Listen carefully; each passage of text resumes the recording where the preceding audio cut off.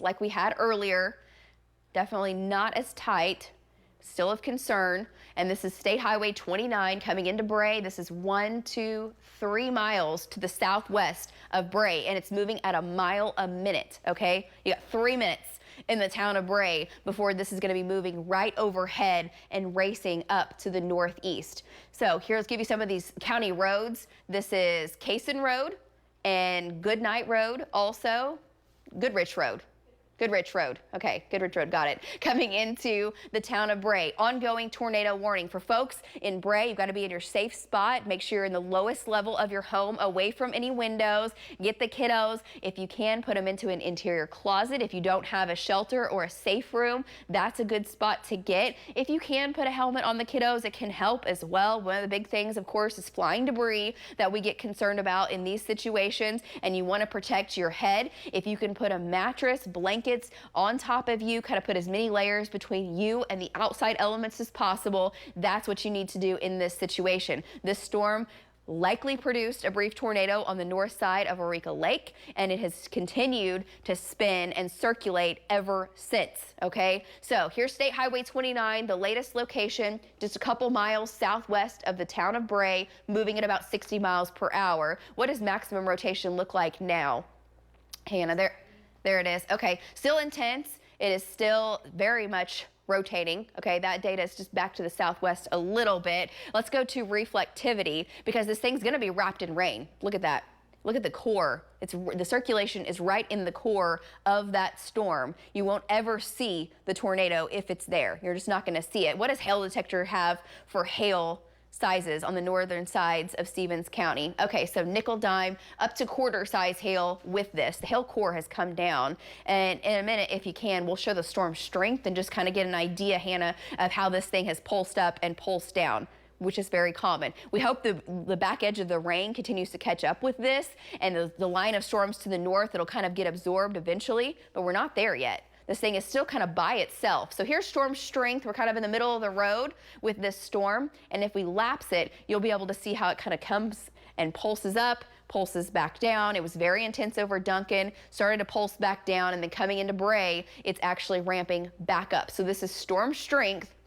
When you go over into the orange and the reds, that storm is very much alive and well. It was very intense coming up near Empire City, and now coming through the north sides of Duncan and eventually up towards Bray. Okay, so that's what we're dealing with. We've got this line of storms that started yesterday evening in the northwest. We actually had a couple tornado warnings in our panhandle. Our team of trackers were definitely on that. Had golf ball size hail overnight. It's been pretty quiet. Some wind reports, 60-mile-an-hour winds, and then here comes the storm that crossed the Red River just to the east of Walters, started to crank up, and now we still are ongoing with this tornado warning. So northern Stevens County under the gun, heading up towards Purdy, Lindsay, Maysville. As of right now, not seeing indications this is on the ground. In fact, may have some indication that it's weakened slightly. Let's look at reflectivity and velocity if we can, Hannah, and take a closer look. Again, it's wrapped in rain. This isn't something that's just a big hook echo where you're going to be able to walk outside and take a look at it. Please don't do that. Don't even try. Of course, we're in the darkness for a couple more hours at least. On velocity data, there it is, now just about a mile southwest of the town of Bray. The green, this is winds rushing towards the radar at Frederick, and the red is racing away. And that is where we've got the circulation. This is right over Clear Creek Road. Okay, Clear Creek Road is where the circulation is. That's your north-south road. And man, it's going to move right over the central and northern sides of the town of Bray, moving up towards eventually Ballpark Road.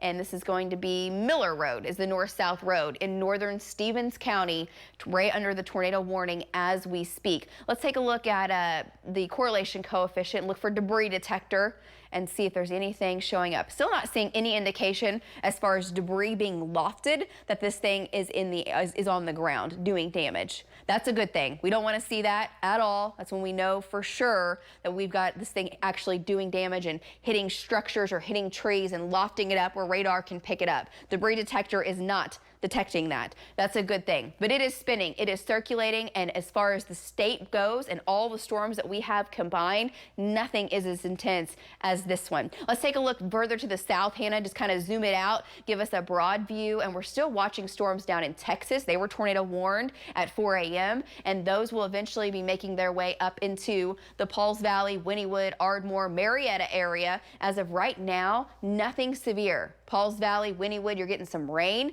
We're also getting thunderstorms from Temple to Ryan back to Wichita Falls. And that's the main line that is racing to the northeast at 60 miles per hour. But along the line, especially in south central Oklahoma, that is where we've got a more favorable environment. The shear is actually through the roof this morning. So as these storms move in, there's just a lot of spin in the atmosphere, and it doesn't take much to get these to spin fast enough to give us a brief touchdown. Can you put a storm track on that, Hannah, if we just kind of zoom it out and do this whole line, taking it to the northeast and kind of give folks in south central Oklahoma an idea of what to expect with the timing of this? And while she's doing that, across the metro, Edmond, Guthrie, all the way up to the north, up to Ponca City, through the Enid area. Enid, you're starting to really see things wind down. Nothing is severe, okay? That tornado threat has gone away. The tornado threat will linger for this region coming up over the next couple of hours. So she's putting the track on this. These things are moving so very fast. They've been moving 60, 65 plus miles per hour. And our team of trackers have been out on them through the overnight and still out, of course, this morning. So there's the latest track and the latest timing. Lindsay at 4:45, moving in now basically to the Lindsay area, are getting the rain. Velma Alma at 4:50, coming into Loco at 5 a.m. Elmer City at 5:04, coming into the Muldrow Airport at 5:06. The Washita Casino coming in at 5:05. Paola 5:07. Tatum's 5:09. Fox at about 5:10 is the latest timing for these storms as they're making their way to the northeast. All right, let's zoom it in. Let's take a look. We've still got that ongoing tornado warning. And before we zoom all the way into Bray, let's look up at Ellick, up to Cole and Middleburg, Dibble, just to make sure within this line. This is the leading edge. We're still going to watch for any small little kinks, anything as far as velocity goes, reflectivity. Shows we've got the line firming up, but nothing in velocity of a major concern, okay? Nothing spinning nearly as tight or as organized as what we've got now north of Bray. For folks in Bray, it looks like the circulation is now north of you. It's well north of you, crossing the county line. And there's Bailey. All right, so crossing County Line Road now, which is called Hall Road in northern Stevens County. And it's very broad, very, very broad. I don't think we have a tornado out of this currently. I think that's pretty safe to say. Doesn't mean that it can't pulse back up. It's already done that a couple times this morning, but I will say we're definitely on the downward trend for the time being here at 4:45 in the morning. All right, let's put back in velocity or reflectivity mode and take a look at the core as far as hail goes. Likely still some hail within this, quarter-size hail. I do think you're still getting damaging winds. May have 55 to 60 mile-an-hour winds within that area of circulation. That can still very much happen when you get a meso to develop like that and it starts to race to the northeast. And just the motion alone, it doesn't take a lot to get wind out of it. So I know it's going to be windy, it's going to be noisy, but as far as a tornado wrapped in rain, as of right now, not seeing that. You're still getting the hail in Bray. And kind of on a broader view here, let's show folks where this is coming into southern sides of Grady County. Chickasha, you're in the clear, no severe weather. You're almost done with the rain in Chickasha, but this is moving up towards Dibble, towards Lindsay, Purcell, Noble. Let's zoom in here, Hannah, if we can, and turn on Next Gen Live, and we'll look at just the cores coming through here and the heavy rain. Anything stand out to you as far as circulation goes or anything ominous or too threatening? Still not seeing that at all, actually. And we're already drying it out. So along Highway 81 from Enid to Kingfisher, El Reno, Union City, Chickasha, you are dry back to the west. And you're gonna have sunshine, okay? We're gonna have sunshine in the metro by the time the sun comes up. But we have to stick with it. Gotta let folks know from Purcell to Pauls Valley down to Wynnewood, this is where we still have those damaging storm potential, okay? Nothing is severe in that area as of yet, but I am concerned with these storms coming in from the southwest, considering what we've got going on right now with the storm that just passed through Bray. So let's zoom it back in. We'll take a closer look here. And where is Tom? Can you see Tom's shot? Let's look. She's going to take a look at that. There is Bray. and this is going to come up towards Lindsay. There's Jeremy's shot. Jeremy's to the north. Jeremy's in Dibble. Let's check in with Jeremy. Jeremy, I know you've been getting down to the south. You've been watching this storm. It's moving so very quickly, but you're close to intercepting it now. Give us an update, Jeremy, with the storms that you've been driving through and what folks need to know there on the south sides of the state. Oh, go ahead, Jeremy. for sure. Going through Blanchard, Lacey, there was just a ton of water on both sides of the road and all the way down to the Dibble Crossroads. And I know that it's going to be running through Payne, that general area. Pretty easy run for me. We're going to try to get down there and see what's going on.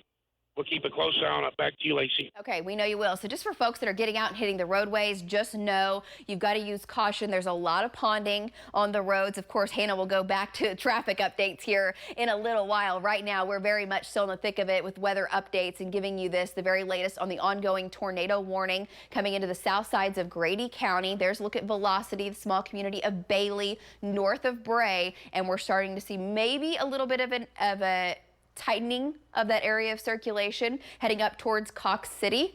Okay, go look at a shear rate if we can.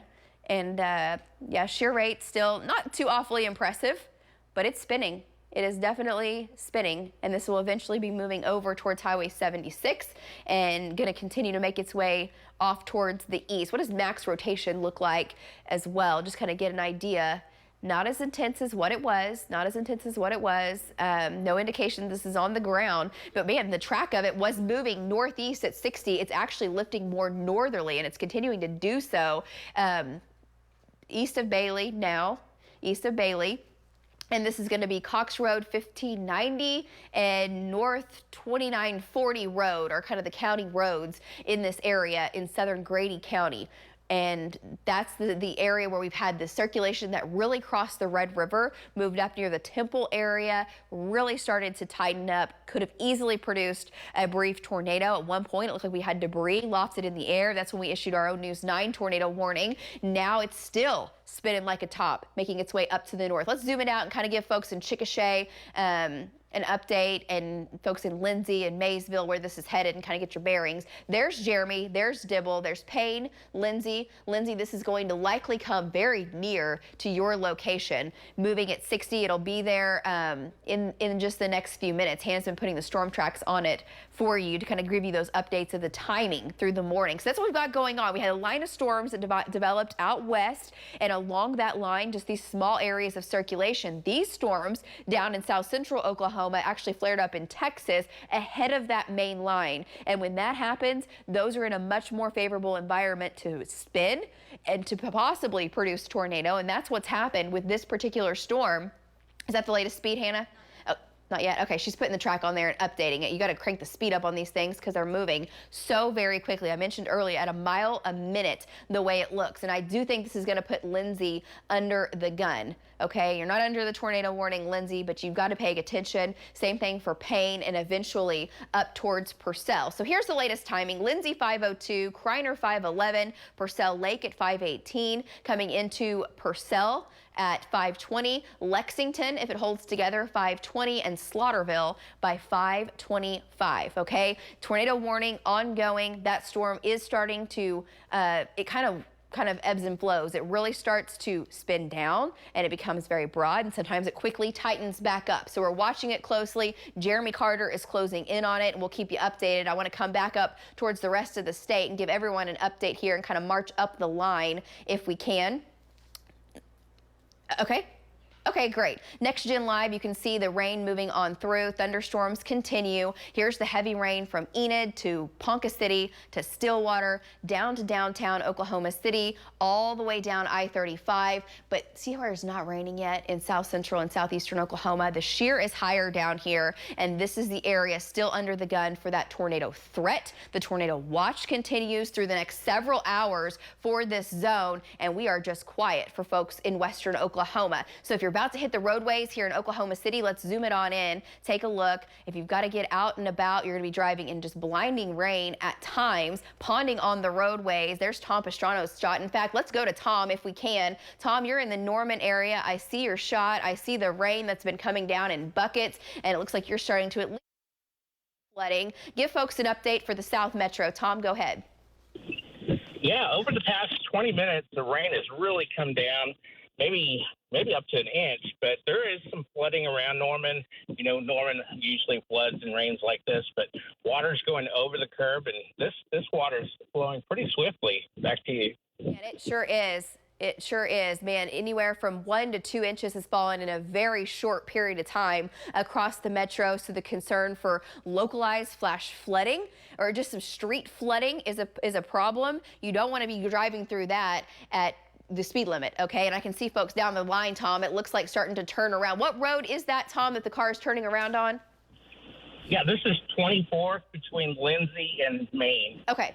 Okay, 24th between Lindsay and Maine, and that is down in Norman. It is a known area that starts to really see water issues very, very quickly. So as you're hitting the roadways, the rain makes it difficult to see the road in front of you, and make sure that you are heeding caution. Don't drive through standing water. Turn around. Don't drown, okay? This will start to recede pretty quickly, but right now we are in the thick of it, and that's why our trackers are out. Val is out. Hank is out. We've also got Marty Logan out, and of course Jeremy Carter out as well. Let's go back to radar because we're still monitoring the tornado warning with the storm to the south. No tornado warnings in the metro. There's some intense lightning, may have 45-mile-an-hour winds, but we also have the chance for some small, maybe pea-sized hail. This is the storm of concern. This is the storm that since it crossed over into Oklahoma, we have been talking about it. Still spitting. We'll switch radars here. We'll go to TLX and take a look at the circulation. We've been talking about the town of Lindsay. Storm just said the public shelters in Lindsay are open. Okay, you are under the tornado warning for Lindsay, for Payne. So what does that mean? It's 4:45 in the morning. I know you probably still got the kiddos home, probably haven't even got them up yet for school. Make sure you take them to the center portion of your home, away from any windows, get to an interior room, and if you can, put blankets on top of you, protect yourself with a helmet if you can, and make sure that you are putting as much layers between you and the outside elements as possible, okay? Tornado warning is in effect. I do believe the storm produced a brief tornado when it was down near the Temple area in south central Oklahoma, and these storms are moving so quickly. They are moving at 60 miles per hour plus. And when that happens, you're not going to see them. They're going to be in and out of the area so very quickly. It doesn't give you a lot of time. And usually these are weak tornadoes, but sometimes they can be on the stronger side. So with this one, too early to say for sure. Not saying it's even on the ground because as of right now, the circulation's not as tight as it was. But man, it's pulsed up and down so many times now that you cannot let it, not be paying attention to it at all. You can't let your guard down with this storm. This is maximum rotation. This is now to the northeast of Bailey. 1, 2, 3, 4, 5 miles to the northeast of Bailey, and this is coming up to the northeast. I told you it was moving more easterly. Now it's lifting kind of more to the north, and this is going to be crossing from Grady County, moving over into Garvin County. So let's zoom it out, take a closer look, or I keep saying a closer look, zoom it out and take a broader look to give folks their bearings, because if we zoom it in so tight, sometimes it's difficult to see exactly where that is. But the south winds are feeding into this. The dry line is marching across the state. We've got what we call convergence, where the winds meet. You get a lot of lift and you start to get a lot of spin, and this storm has been spinning like a top since Texas, and it is coming into the Lindsay area. Okay, there's Jeremy Carter crashing in from the north, coming into the area. He'll intercept this storm very close, very shortly. Purcell, Wayne, you need to be paying attention to this storm as well. I know you're not in the official tornado warning, but this thing is moving so very quickly, it will be in your area in the next 30 minutes. Let's put a storm track on this, Hannah, if we can. Moving to the northeast and northeast, the way it looks, kind of putting the laps on it. Switching radar modes here. She'll adjust the time on this. This will change just a little bit. At 60 miles per hour. It's wild to have storms moving that quickly, but that's what happens when you get a ripping jet overhead. We told you this was a potent storm system, and it definitely is. So there's the latest times. Is that adjusted? Okay, here we go. Thank you, Hannah. Coming into Lindsay in just the next few minutes. Coming into Payne at 5:07. Shepherd Field at 5:17. Purcell at 5:19. Lexington at 5:21. Coming into Etowah at 5:33. And Lake Thunderbird, okay, the storm will move up that direction. We'll have to see what it's doing when it gets there. But Lake Thunderbird coming up at 5:30. That's 30 minutes from now. That's how fast this thing is hauling. Circulation with it, it looks weaker to me at the moment. We'll zoom back in, take a look at velocity, and go through some of our products here. Yeah, I don't see it being nearly as intense as what it was. Okay, it's about to exit Grady County, and it's going to be crossing over into Garvin County and coming up towards Lindsay. So there it is. Zoom in a little closer and we'll get the streets back on here for you. The county roads. There we go. There's Cox City Road, and East Road is going to be 1560, okay? Between 1560 and Williams Place. That is where the circulation is, and this is Lindsay. Can you do a distance tool there and kind of measure that for me, Hannah? The town of Lindsay is under the banner, and that is going to be, I believe, looks like about 10 miles or so. Okay, 8 miles, okay? 8 miles to the southwest of Lindsay is where the circulation is, and that is why the tornado warning has been issued for the town of Lindsay. Let's look at shear rate and maximum rotation and kind of go through the products here and get an idea of what the storm is doing as far as intensity is concerned. I'm not seeing it on velocity as like it was, as tight as what it was, and it looks like the other products have pulsed down some as well. And as far as correlation coefficient or debris detector goes, I'll keep my finger here where the circulation is, and we'll kind of put that product on. That gives us a good idea of if there's been debris wafted, if this thing is on the ground. And we haven't seen that at all in the last 30 minutes or so. I do believe we had debris in the air at about 4:15 this morning, further to the southwest. So shear rate, it's really becoming stretched out. It's not nearly as organized, which is what we want to see. The heavy rain continues with this storm, and sometimes that can just help to choke it off, okay, as it continues to rain heavily. The hail and everything mixes it on in. Okay, well, now we're looking at debris detector. Let's take a look at that. Okay, I got my finger there. Let's go back to any of the, there's velocity. Ooh, okay. Reflectivity, shear rate, debris detector, maximum rotation, all in the same vicinity. So there's definitely something going on there about 10 miles to the southwest of Lindsay. Okay, that's why the tornado warning is issued. That may, it's kind of in the wrong spot as far as reflectivity is concerned. Hard to say if it's on the ground or not. It doesn't matter. You got to be in your shelter anyway. You've got to be in your safe spot, okay? You've got to take this very seriously. It could be on the ground. I think the location of where the debris detector is kind of showing that versus where the circulation is off a little bit, which is a good thing.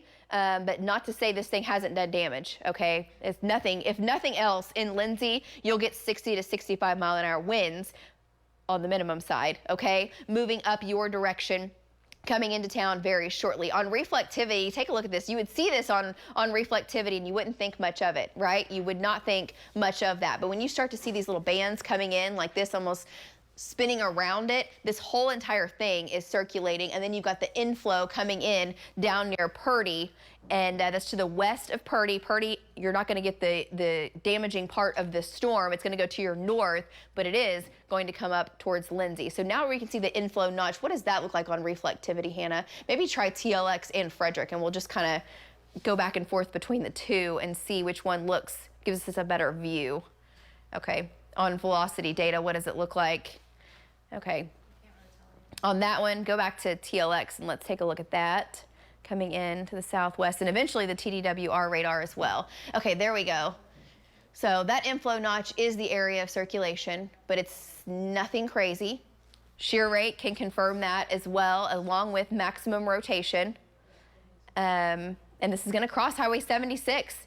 And unfortunately, for folks down in this portion of the state, you've still got another hour and a half of the threat for this ongoing. The tornado watch is going to continue for the next couple of hours. Jeremy Carter, Jeremy, you're closing in now to the storm in the Payne area. Jeremy will be there momentarily. And Jeremy, as you're looking down to your south, can you give folks an update of what you're seeing? Has the lightning been increasing to your south? You know, the lightning's fairly intense, but really, I've been watching for power flashes because I'm in pain. And I'm not sure, there may be some power flashes off to my southwest. Now, that don't have to be from a tornado, but I have passed through the town of Payne, and I'm working my way back over to 76. And, Lacey, it's completely locked up in the rain. So I'm going to have a very hard time seeing what's going on here. We know you and will. I'm going to have to rely on radar. Okay, we know you will. Jeremy will be safe, of course. One of the best in the business, absolutely. And he's watching that storm as it's circulating towards the town of Lindsay. The tornado warning continues. Do have to talk about the rain that's been coming down in buckets across the metro, because now we are still dealing with flooding. We showed you the shot from Tom Pastrano just a bit ago down in the Norman area. A flash flood warning now for Norman. Tom, the rain has been torrential in that region. That is going to just continue for the next 20 minutes or so, then it tapers off. But for folks in Norman, if you're about to head out on the roadways, you need to know flash flood warning. Tom, give folks an update. Yeah, it's pretty bad here in Norman. You know, it's normally bad, but this is, pretty bad for December. There's some cars that are driving. They don't even know that it's pretty high water. And right here on Lindsay and Elm, which usually floods, it's probably about maybe 10 inches deep right over the curb. Back to you. Okay, thank you so much, Tom. Appreciate your update there. And Tom, of course, a native to this area, anyone in the Norman area, you know what can happen here. This vehicle, how high is that water, Tom, up on that car's fender wells? It's probably, 10 inches deep. He's turning around because right there, it gets deeper. Yeah, he definitely turned around, but it's deep right there.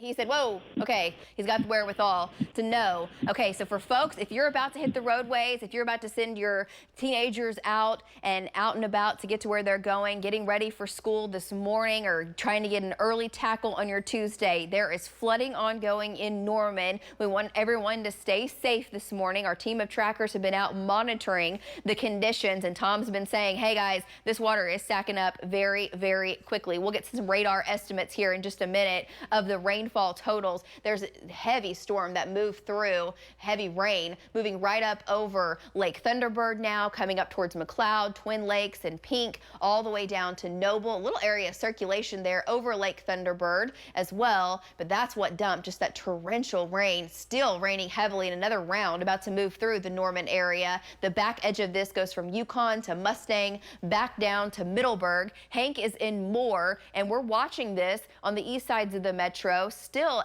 kind of a favorable environment to get these storms to spin. The tornado threat's very low, but it's not zero. Let's turn on velocity, Hannah. Let's take a look at that, and then we'll go to some of our rainfall products just to check and make sure, because this thing's starting to get kind of that S configuration to it. So it's starting to get a little bit of circulation to it. Nothing tight, but I think the winds are increasing. So near Stella, near Twin Lakes, near Shawnee, near Lake Thunderbird, near Pink, could easily have 45, 50-mile-an-hour winds. Nothing that's spinning as far as a tornado threat, but something we got to monitor. And then if we can look at some of those rainfall totals for the folks in the metro area, we'll get a look at how much has fallen. These are at least rainfall estimates. So man, heavy rain. Flooding in Norman, big major concern for the time being. Flash flood warning. We've had anywhere from 2 to 4. Wow. These totals have stacked up. 2.5 inches, 3 inches in Norman. Oklahoma City up to Guthrie, back to El Reno. Nothing like this, okay? Nothing like these totals. Hank's in Moore. Looking at Hank's shot, roadways are fine right now up in Moore. 4 to 6 inches, or 4.6 inches there north of Goldsby. This is Hank Brown's shot. Hank, for the folks in Moore, give us a quick update. Yeah, Lacey, the storms are really kind of pushing east of I-35, so there's some local flooding in the Pondway. All the storm drains are full, but the rain is actually letting up in the Moore area, and it's more off to the southeast at the moment, Lacey. Back to you. Okay, great update there. Hank's watching that for the folks on the south side of the metro, along with Tom Pastrano, and the tornado threat still ongoing down to the south. So we'll go back to radar if we can. There's the rainfall estimates north of Goldsby, Highway 9 area, back to Cole, Blanchard. Could easily have flooding ongoing there, where you've picked anywhere from 2 to 4 inches of rain in just the past hour and a half. And there's the ongoing tornado warning. Jeremy Carter on that storm as it rolled through Lindsay. Right now, not seeing anything that's saying, hey, this is on the ground, but it is still spinning. We'll take a look at velocity and the latest there with that warning. Not seeing anything too awfully tight. Let's go to shear rate, Hannah. And we'll see how that's still shaping up. So over the town of Lindsay, still getting the circulation. Coming into Payne as well. It's kind of two areas, but it's broad. Maximum rotation also showing not pegging the scales. not pegging the scales, but it doesn't have to be threatening. It's a far cry from what it was. If we lapse this and take this back to what it looked like about an hour ago now, it is a different looking storm, which is a good thing. I know the tornado warning is still in effect and the circulation is over the town of Lindsay, but no confirmation that this is on the ground. And this is what it looked like earlier. Looking at maximum rotation as it was making its way up towards Lindsay, it's really started to weaken and become stretched out, okay? Starting to completely get a different orientation and shape to it, which is good. The storm down to the south, I was noticing starting to ramp up as well, getting a little bit tighter. Watching the storm near Comanche and Velma Alma. That is what you have to watch for the folks in Pauls Valley. We're watching it. Pay attention. This could still at some point start to tighten up from Pauls Valley down to Falls Creek, down to Gene Autry and Ardmore. You're still under that tornado watch, and rightfully so. The environment there is still going to be favorable to get a brief tornado, okay? Not seeing anything moving your way that's too awful threatening at the moment. There's a severe thunderstorm warning coming out for that. And here's the thing, these storms are still racing to, south of Eureka. Sorry, that just caught my eye. Southwest of Eureka, that is going to be another hook starting to form. That is inflow into this circulation, and that area also spinning south of Eureka to Ryan, headed up towards Ringling, Hilton, Fox, and Wilson. So this is southern Oklahoma where the tornado threat is still present. In the metro, it's a flooding threat, okay? If we're able to, guys, we can keep our tracker shots up so we can see Tom's shot especially. Tom, is that a stalled out car? Sorry, control room, I'm just looking up. Tom has another vehicle there. They're trying to make it through the high water. Okay, Tom, give us an update. Yeah, he just went through. He made it, but it wasn't smart. The water's going over his hood. And here's another person that is about to try it, and it's high. I mean, it's going over their hood as they're going through. And, you know, even if you make it, you could end up with some damage to your vehicle, you know, a day later once it all dries out. But, yeah, they're going through it. The water's over the curb, and it's going over their hood. Wow, that's fascinating to me. Why in the world would you do that? It's dark outside. It's hard to see. You don't know what the roadway looks like underneath this. This is down in Norman happening right now. You're seeing live on Tom's shot. Yeah, I wouldn't be doing that. I would not be doing that at all. Remember, turn around, don't drown, don't get damage to your vehicle. Just go a couple blocks away, take an alternate route. In Norman, there's so many roads and ways you can go to avoid a lake sitting in the streets, okay? Just don't drive through that, okay? You're not in a boat. That's wild on a Tuesday morning. We've had 2 to 3 inches of rain that's fallen in the past hour down in Norman under a flash flood warning for folks getting out and about in Cleveland County, especially south of Moore, North Norman, down to South Norman, down to Goldsby. That is where we have had just copious amounts of rain in the last little bit. That's in Norman. That was Tom's shot. Back to radar. Hannah zoomed in southern Oklahoma. Okay, so here's I-35. Here's Davis, Ardmore. Back to the west, Comanche. There's the 2 areas of circulation that we're watching. Okay, and unfortunately, this is just moving into a better and better environment for these storms to spin even tighter. If you come further up to the north where we have the ongoing tornado warning, that is going to expire here in just the next little bit. Goes until 5:30, but I'm telling you, that storm has really started to weaken. Before we leave it, we're not going to leave it. We're going to stay with it. Jeremy's there, but before I turn my attention down to the south, I do want to get an update for the folks in Lindsay, the folks in Payne and Maysville. Nothing spitting as tight as what it was. Maximum rotation, Hannah, and there we go. Maximum rotation and shear rate. Yeah, there's still circulation, but we're starting to see more of a line. When you start to see more of the constant green on the map, that's winds rushing out away from that storm, more of a gust front starting to form, and that's a good thing. That makes it harder to get a tornado, not impossible, but it lowers your threat some. And Jeremy's closing in on the Payne area, coming in to that storm. Jeremy, you're back in the heavy rain now. Seeing your shot, I know you're getting some of the wind as well. Jeremy, give us an update. What are the winds and what's it looking like to you as you're looking to your southwest?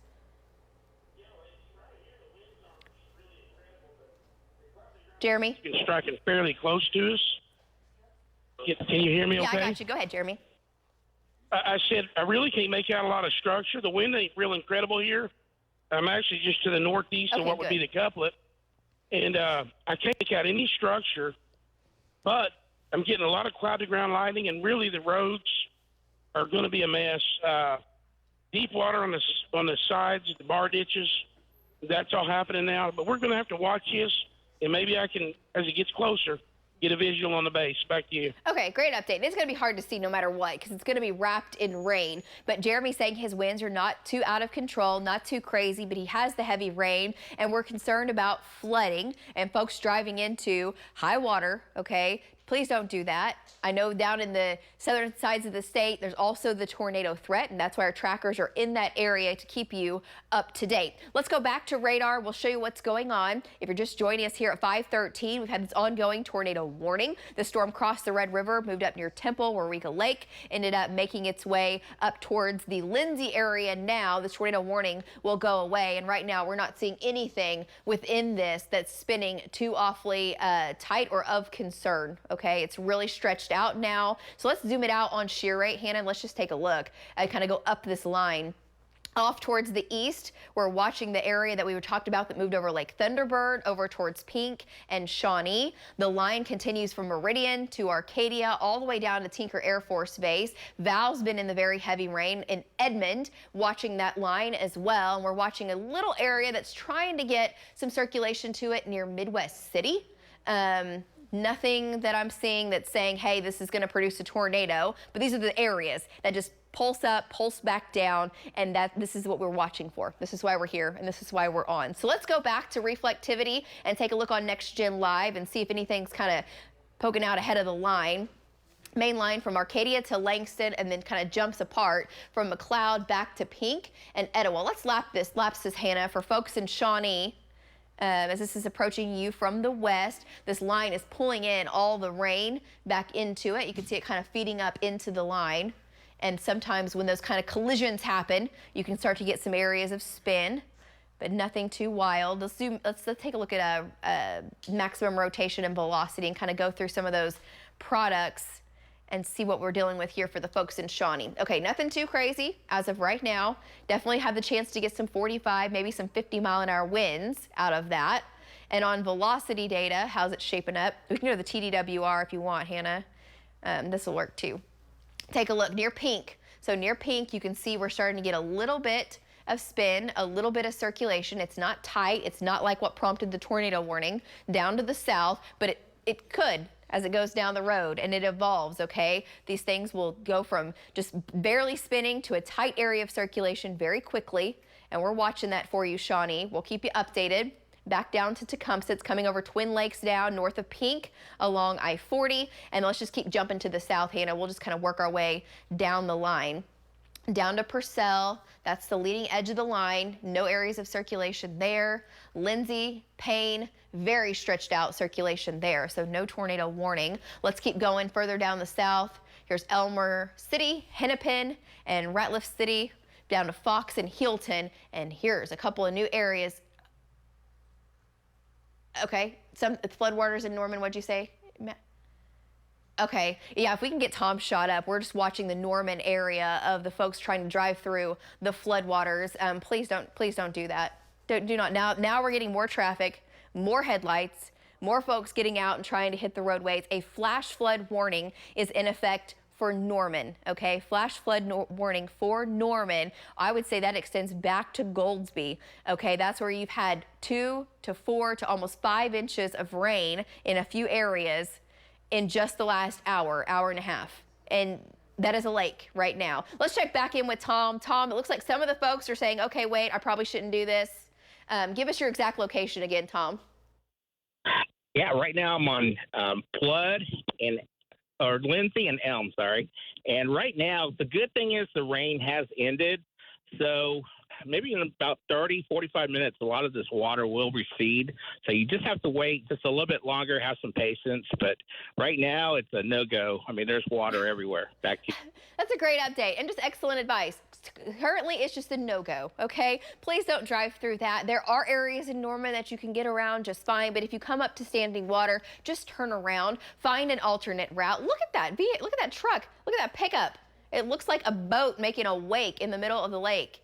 No, thank you. This vehicle also turning around. This rain is ending. It will wind down in Norman, and in the next 30 minutes, as Tom said, it will recede and it'll be a whole lot better. So just give it some time, okay? Give it some time. It's going to get better. Flooding ongoing, flash flooding ongoing down in Norman. Hannah has the totals on links 5. If we can take a look at that, that's where we have some of the radar estimates, and we're still watching the circulation down to the south, near Loco, near Ryan, not tight enough for a tornado warning, but this area we're monitoring. Okay, she zoomed it in. 4 to 5 inches of rain south of the Canadian River, south of Highway 9, north of Goldsby. 3 to 4 inches of rain are the radar estimates from Norman, all the way from basically the OU campus, which is where Tom is, back over to the Canadian River, down to Lloyd Noble, down to Noble, and then back up towards Lake Thunderbird. 4 inches south of Blanchard. And then if we can move this map north, Hannah, just a little bit further, you can see the cutoff. Where you see the yellow, that's where we've had 3-4 inches of rain. You get up to more and then back up into Oklahoma City. Let's kind of zoom it out. Nothing, no totals like that, okay? It was a good rain. It was a steady rain. Some areas have had close to an inch, but not seeing the flood potential that we have ongoing with the flash flood warning down to the south. So it's Cleveland County, McLean County, back into Grady County, flash flooding ongoing. This heavy rain is approaching Shawnee, and then we still have the tornado warning, which I'm telling you right now, we're watching it. Jeremy Carter's on that storm. We're not seeing it to be nearly the high of threat that it was just about 10-15 minutes ago. All right, let's take a look at reflectivity. The back edge of the rain is moving into Oklahoma City now as we speak, and it will start to wind on down. We're already seeing it in on the west sides of Edmond. Rain has ended now in El Reno and in Chickasha. Rain has ended in Crescent, and that's all she wrote with the system, okay? And Norman, the rain is just about to start tapering off in Norman, back to Blanchard, but it is heavy. And Shawnee, you may end up getting some localized flash flooding in Shawnee. So from Meeker to Shawnee to Tecumseh, that is where the cell is headed that dumped the blinding rain. And this could easily dump a 1 to 2 to 3 inches pretty quickly, heading up towards Stroud, eventually up towards Bristow. Watch it, okay? You're driving in, that's going to be very tough, very difficult at times. The rain has really started to come to an end for the west side, and any of those areas that have standing water, it's just going to start to go back down and recede not too long from now. We'll go to Jeremy. Okay, Jeremy Carter has an update for us. Jeremy, can you go ahead and give us an update? I know you're on that storm that's been circulating. Ooh, you're in some wind. Give us an update. Lacey, yeah, I'm in some very powerful wind, probably pushing 80 miles an hour. And you know, I said I've been getting power flashes. And I definitely think that it bears that out. Whether or not there's a tornado for sure, I can't tell. But I got a south wind, a very south wind at my location. And I mean, the wind is just, the rain is just blinding. Okay, you said 80 I literally had to pull off the road Jeremy? to see anything. At least, I mean, 70 at times, but some of the gusts have been very high. Okay. All right, well, let me show you Jeremy Carter's location. We're going to go to radar. Hannah's zooming in to him. Wow, yeah, that has changed. Okay, Jeremy is just north. Let's zoom it out just a little bit, Hannah, sorry. There's Wayne. There is Payne, okay? Jeremy is on Highway 24, and he is now to the southeast of Payne, and he is driving into this area of circulation. This is what has prompted the... He said he has a tornado? Okay, let's go back to Jeremy. Go back to Jeremy. Jeremy has a tornado. I'm pretty sure. Listen, I'm pretty sure it's a tornado. The wind shifted. Okay. And I got the back window down. Look, I can't see anything. It's nothing but a mist. But I've got wind out of the north now. Okay. And we had hard wind coming out of the south just minutes ago, and I'm telling you, you don't want to be caught in this. It's really, really serious. You know, I say tornado, but the fact is, as you can see now, I got an easterly wind. Yes. And I was here for the spinning of the wind, so definitely a tornadic wind field ran right over the top of us. Okay, absolutely. If there is not a tornado on the ground, the circulation with this is so intense, it will do some damage. So you have got to use your tornado precautions. Take them seriously with this storm. Let me show you on the map where it is. If we can leave Jeremy's shot up to give folks an idea of what it looks like. I showed you this just about 5 minutes ago. It looked nothing like this. This is now an area of circulation here, State Highway 59, and this is State Highway 24. The circulation is right to the southwest of that junction. location right next to State Highway 59, 1 mile to the south of that and 1 mile to the east of State Highway 24. Jeremy just drove right through that circulation and you saw his winds change direction, okay? It's definitely a tight area of spin, and that is why we are there and watching it closely. It had completely weakened and started to strengthen right back up, so could produce a tornado at any minute. Let's zoom it out and give folks an update down the line, Hannah. We'll put a track on this. Here is the town of Wayne and the town of Purcell. There's the new tornado warning, rightfully so, issued for this storm. And I think the way it's moving now, we'll put a lapse on it once she's got this track done. It was moving northerly. Now it is moving easterly, okay? And Jeremy's going to stay with it. It is moving quickly. Hannah, what do you got the speed?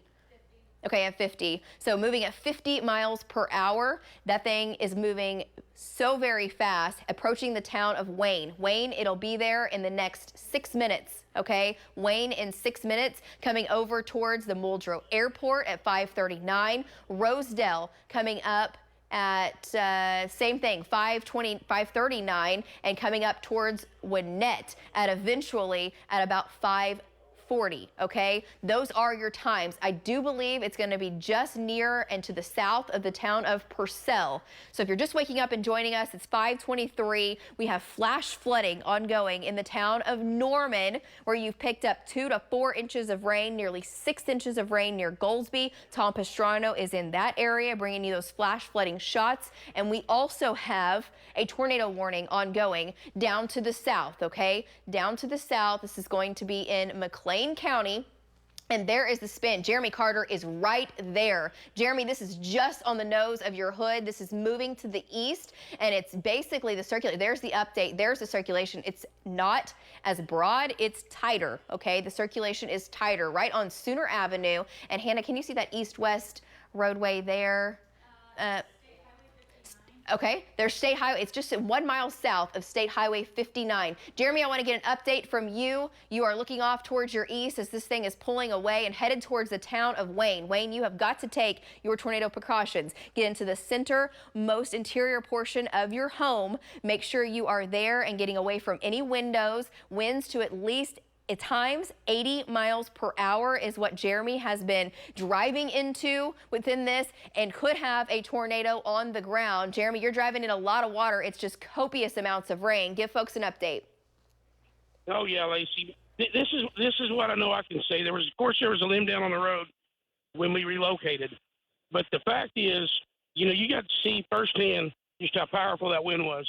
The tornado or not, it meets the criteria of a tornadic wind field, I would definitely say it's safe to be in your shelter.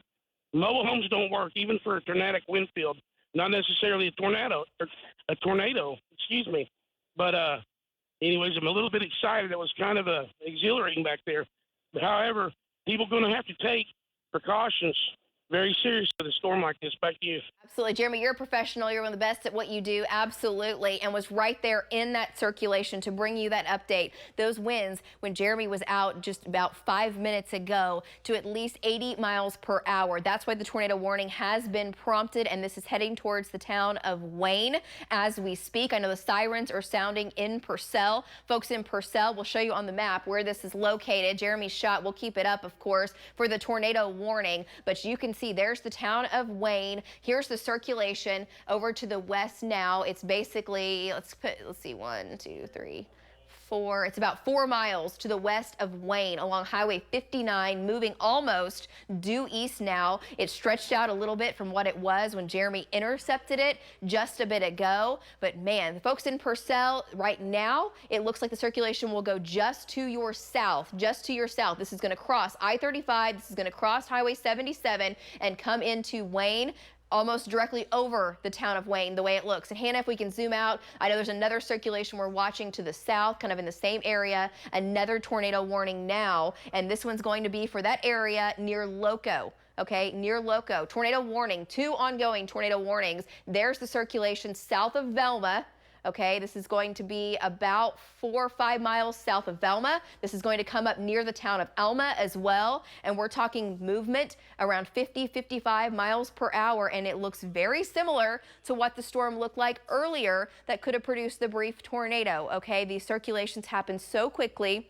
This one's actually sustained itself for quite a little while. And so Hannah's putting a track on that circulation for you. It's going to come close to Velma. I think Elma definitely under the gun. This is going to come up towards Purnell and eventually Elmer City and Tatum. So here's the latest time of arrival. Elma at 5:32, Ratliff City 5:39, Tatum's 5:44, Elmer City 5:54, Wynnewood at 6:08, Paola at 6:13, and coming into Byers at 6:26. 2 ongoing tornado warnings, and the more these storms move off towards the east over at least the next few hours, that is going to be more and more of a favorable environment for these storms to continue to rotate, okay? Unfortunately, this is the concern. The tornado watch is out. I know it's very early in the morning. It's not even 5:30 yet, and we're in the dead of December, okay? But this can happen. We've been telling you about the threat for tornadoes, and we just want you to take it seriously, okay? If you've got to disrupt your morning plans, please do so. And make sure you are taking your tornado precautions.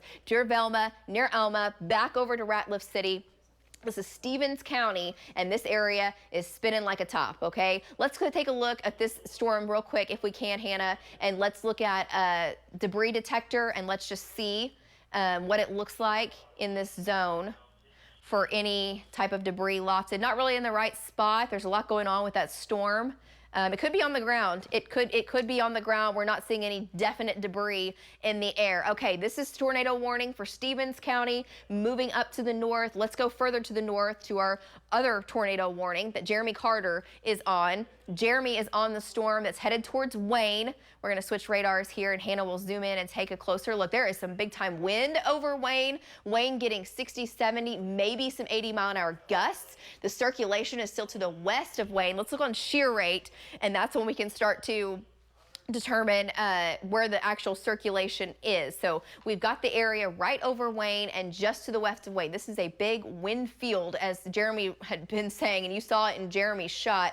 There is likely going to be wind damage, at least wind damage, if not tornado damage, in the town of Wayne. I hope you've been watching and going to your safe spot, taking your tornado precautions. Down the line is Rosedale. And the way it looks, the circulation will go close to Rosedale, if not just north of there. And then eventually from there, it's going towards Winnett. Jeremy, the storm is just to your east. I want to check in with you and get an update as you're looking to your east. What do you see as you're traveling on Highway 59?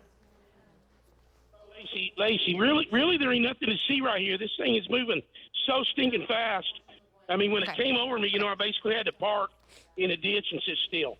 And it's gone. So I'm going to go to Wayne, and I'm going to start looking around for damage, and I'll be surveying that area just as hard as I can.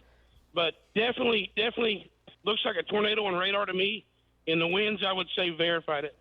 Okay. What were you saying you saw debris-wise, Jeremy? It cut out in my ear. There was some limbs. Okay. There was some limbs on the road, but I'm going to be looking for debris. Okay.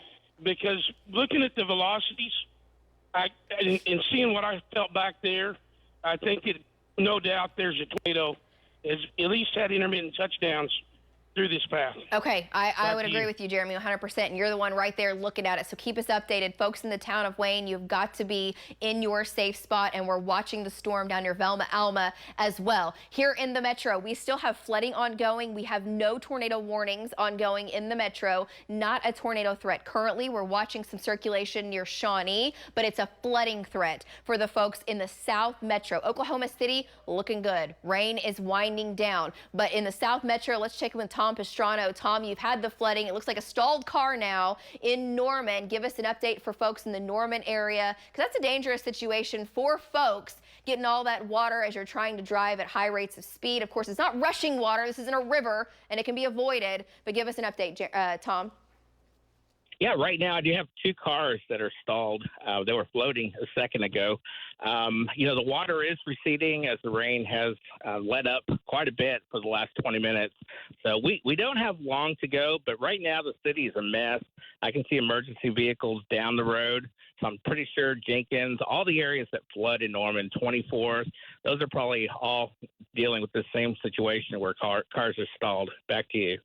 That's a great point. We know in Norman, this is not the only area that sees problems. There are roads you can take that are fine. It is dark. I get it. The rain has been heavy. It's made it difficult to see. The rain is letting up in Norman. The water will start to recede. We just haven't got there yet. Okay. Give it some time because this is the scene in the Norman area. Okay. Let's go back to radar. We've got 2 ongoing tornado warnings. Let's zoom it out just a little bit, Hannah, if we can. And this is the view currently of the tornado warnings ongoing, and you can see it near Velma Alma. And yes, of course, Jeremy's tornado warning is a confirmed tornado warning. That's why it's a different color on the map. Confirmed by Jeremy Carter. He was right there in the circulation. Okay, and I know we're working there with editing to get that video re-racked because he was driving right through that. All right, let's go back into Jeremy's shot if we can, or Jeremy's radar here. Hannah, good job zooming in. This is going to be crossing over the river very shortly and crossing into Cleveland County. Jeremy, you're still looking off to your east. Have you seen any debris as you're following the path of this storm? Well, no, and I haven't really got right to the path of it. But one thing I did, I seen a branch down on the road, and it's winter. I can't tell if it was actually dead, but it was at least 6 inches in diameter where it was broken. Now, a good chance it was a dead limb, but I can actually see the base right now, leaving me in the dust. And so I'm going to do is I'm going to go ahead and go up to Wayne, and there's beginning to be a little bit more leaf on the roadway, and like some light debris. And we're going to kind of go around here and look to see if there was any real damage anywhere. Back to you. I know you will, and stay with that storm because it is still a very dangerous storm that just moved through the town of Wayne, and it is hauling to the east, moving at least 50 miles per hour. Let's take it back to radar. I want to show you where these storms are located. This is the confirmed tornado warning. It has now pushed further to the east. The circulation, we'll kind of zoom out just a little bit. Hannah, I know you're zooming in the street. Sorry. There we go. There's Wayne. There's the river. Okay, and this is Cleveland County. The storm is going to cross over into Cleveland County. I do believe it'll go just to the south of the Muldrow Airport. There's the circulation, and this is heading up eventually over towards north of Winnett. It'll go just north of Winnett the way it looks, but pay attention in Winnett. Back over to Asher, St. Louis down the line. St. Louis, Tribby, Maud, getting over into Pottawatomie County. Please start calling your friends in this area. Let them know this thing means business. It has produced at least 1 tornado, maybe 2 that we have seen, okay, as it's been making its trek in from Texas, spinning like a top, and still making its way up towards the northeast. Here's the latest storm track for it, moving just towards the Muldrow Airport at 5:37, Tribby at 5:51, St. Louis at 6:02, Tecumseh coming in at about 6:05, Shawnee at 6:10, okay, south sides of Shawnee, I think it'll go south of there, but just to give you a heads up of your area, Bowlegs at 6:15. Okay, Hannah, we can clear that and zoom in back to the streets like you were doing and give folks an update in the Muldrow area. So there's a circulation right over the river, and that is going to be 108th Avenue Southeast is going to be your north-south road, and the river eventually making its way up towards Box Road, moving at about 50. Is that the speed, Hannah, still 50 miles an hour? Yeah. Okay. Still at about 50, and there it goes. So moving up to the northeast, this is going to come just near into the south of the Muldrow Airport. It will cross Highway 39, and it will cross over into Pottawatomie County, okay? Tornado warning for this area. And let's jump a little further to the south, get an update for folks down into the south with the other tornado warned storm. Still tight rotation now to the east of Velma. It's to the east of Alma now, heading up towards Ratliff City, okay? Here's county line crossing over towards Ratliff City, and this storm has still been rotating on shear rate. Let's take a look at that and get a look at what that looks like. Still ramped up for sure, crossing over. This is going to cross over towards Highway 76, eventually up towards Tatum's. And it's intense. It is definitely there. What does it look like on reflectivity as far as any, inflow notch? There we go. That's what you don't want to see with this storm, okay? With this type of a line. It's a broken line still, and these storms can stay isolated. That's what this one's doing. And the air is feeding up into that, coming right into Ratliff City. Ratliff City, Tatum's, all the way back up to Katy and even Hennepin. Please take your tornado precautions. Go to your safe spot. Go to your shelter. The time is now. It's 5:36 in the morning. It is December, and we have got some very rowdy storms ongoing this this morning. We've had at least one confirmed tornado, I think two. One of them was down near Waurika Lake. The next one now to the west of Wayne. This storm does not have a confirmed tornado with it near Ratliff City, but it's spinning just as tight as the other ones have. Make sure you're getting into the center portion of your home. You're getting away from windows. If you don't have a shelter, that's what you've got to do. A mobile home, just not safe in this type of situation, because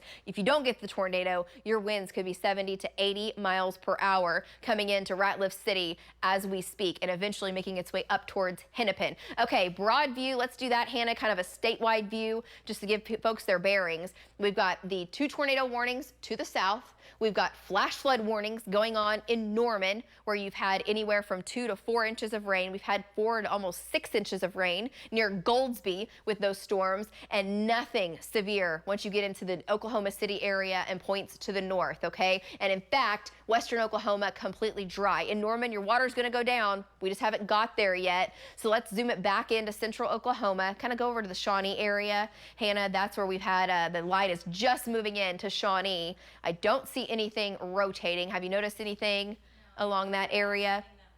Okay, Val's still monitoring this for folks in Shawnee and getting in that direction. Anything on velocity data, maybe go to the TDWR and let's just check and make sure, because I know we've got that line. Now, this would be a line of damaging winds, okay, from OBU coming into downtown Shawnee, coming into Tecumseh. The wind is going to be coming from the west to the east, and it could be anywhere from 45 to 50 miles per hour. We'll see. Not necessarily at severe limits, but you're going to notice it, and you're going to hear that wind. The good thing is it is straight line winds. There's no circulation within that. Okay, quickly before we jump back to the south, let's go to Tom Pastrano. Tom, you've been monitoring this area near the OU campus in Norman, where you've just had an unbelievable amount of rain. Looks like your rain is really letting up. But give folks an update that are trying to drive around down in Norman.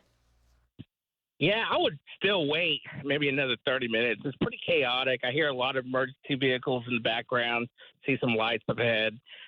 Did have one vehicle that backed up into another, so they're dealing with that right now. And saw another vehicle, didn't know where they were going and went over the curb. So it's pretty dangerous driving into water where you don't know where the road is and you're not really looking at your surroundings, because it's very chaotic. But the rain has ended, and I really expect this to recede here pretty quick, maybe 20, 30 minutes. Back to you. Okay, great update there, Tom. It's just not a good situation in Norman right now. When you have all this water that has fallen, Norman is notorious to flood anyway. You get 2 to 3 inches of rain in a short period of time. Radar estimates close to 4 inches in a few areas. This is going to be the scene. The rain has ended. It's going to start getting better, so just wait it out a little bit if you can. You don't want to be that. You don't want to be stalled out there and major damage to your vehicle. You just heard of a little fender bender that Tom saw as well. So please just stay home for a little bit longer if you can and wait to tackle your Tuesday in just a little bit. Now let's get further to the south. We have an ongoing tornado watch for the south central portions of Oklahoma, and that is where the environment's much more favorable. There's a lot of shear. We haven't had the rain and storms yet, and we have ongoing tornado warning. So ahead of this line, we're talking Shawnee. No tornado warning for you, Shawnee, but that storm is going to come close to your area as it makes its way to the northeast. The tornado warning includes Pottawatomie County. The storms further south are severe coming into Pauls Valley. Another tornado warning that's moving through now just to the east of Velma Alma. That's going to head up towards Pauls Valley eventually, and we'll look at velocity in a minute. And I just want to give folks a heads up down the line. Basically, Highway 177 south of Shawnee, Highway 377 south of Seminole. You are under the gun for these storms, and they have a history of producing tornadoes. Okay. Let's go to the first one. Jeremy Carter's been on the storm that's moved into Cleveland County, about to cross over into Pottawatomie County. And there we go. You can see on velocity, this is where the winds are racing out away from those storms. And right here, just to the south of the Muldrow Airport, that's where we're starting to see the speed back in along Highway 39. And that's where the circulation has been the most intense and the tightest as this is making its way up towards Tribby, Macomb, and eventually will come close to Shawnee. I think it'll go just south of Shawnee, but you've got to watch this closely. And then down the line, heading up towards Seminole and Earlsboro. Okay, let's look at maximum rotation and shear rate, Hannah, with this storm along Highway 39. It is still there. This thing could still be on the ground intermittently near the Muldrow Airport. Okay, Jeremy Carter had it on the ground as it was west of Wayne, okay? And he drove very near to that location, if not through the tornado. There's some video I can show you from that storm. This was just about, I think, 10-15 minutes ago from Jeremy Carter. And look at the wind in that shot. Unbelievable. That will do damage, okay? This was right as the circulation was moving right over Jeremy's chase truck. His wind ends up changing direction quickly and coming around out of the north. Looks like a hurricane, doesn't it? That's what's going on right now near the Muldrow Airport, crossing over into Pottawatomie County, okay? You're not going to see an actual tornado. It's not going to be the classic cone and funnel. It's wrapped in rain, okay? And it's moving at about 50 to 55 miles per hour. That's hauling, okay? Moving so very quickly. It'll be in your area and out of your area, and you won't even know what hits you if you're not paying attention. So make sure your loved ones are paying attention this morning, because it is a very dangerous situation. We don't want anyone to lose their life due to this. Most of the time, these types of situations, the tornadoes aren't incredibly strong, but they're strong enough. If you're in a vehicle, it can take your life, and it can also do major damage to a mobile home and can do damage to a structured home as well. So let's get back to it. Let me show you radar. That was earlier what it looked like, and it is still ramped up along Highway 39 just near the Muldrow Airport. That is Cleveland County, moving up towards Tribby and Macomb. This is the tornado warning. It is purple because it is a confirmed tornado on the ground, or at least it was. Let's go back to velocity data, take a look at it. In velocity, it looks more stretched out, which is a good thing. And let's try to check out some correlation coefficient or debris detector, Hannah, and see exactly what's going on here. What we can do, and we saw this earlier at about 4 o'clock in the morning, we could see debris lofted in the air with this same storm, okay, when it was back down in far southern Oklahoma. But now, that's hard to say. That may be debris lofted with that storm, okay? It may be on the ground just to the south of the Muldrow Airport. Jeremy's right there, and you will not see it. This is a dangerous situation, folks, as this is moving to the east at about 50 miles per hour, right along Highway 39. Let's go back to velocity and take a look. Oh, that's likely debris lagging back behind. This thing has done damage the way it looks. This has done damage to the south and to the east of Lexington, to the southeast of Lexington, now to the east of the Muldrow Airport, and this is coming towards Pottawatomie County, about to cross county line and make its way up towards Tribby, up towards Macomb, and we're seeing debris, I do believe, on radar. Not good. Could be trees, doesn't necessarily mean it's homes. Could be trees and that sort of thing, but debris picks up on that. And when you start to see that, you know this thing has been picking up items that are not rain, it's not hail, okay? And radar says, wait a second, I don't know what this is, and it's likely debris. And that's what we're seeing with this storm to the south of, or now to the east of the Muldrow Airport.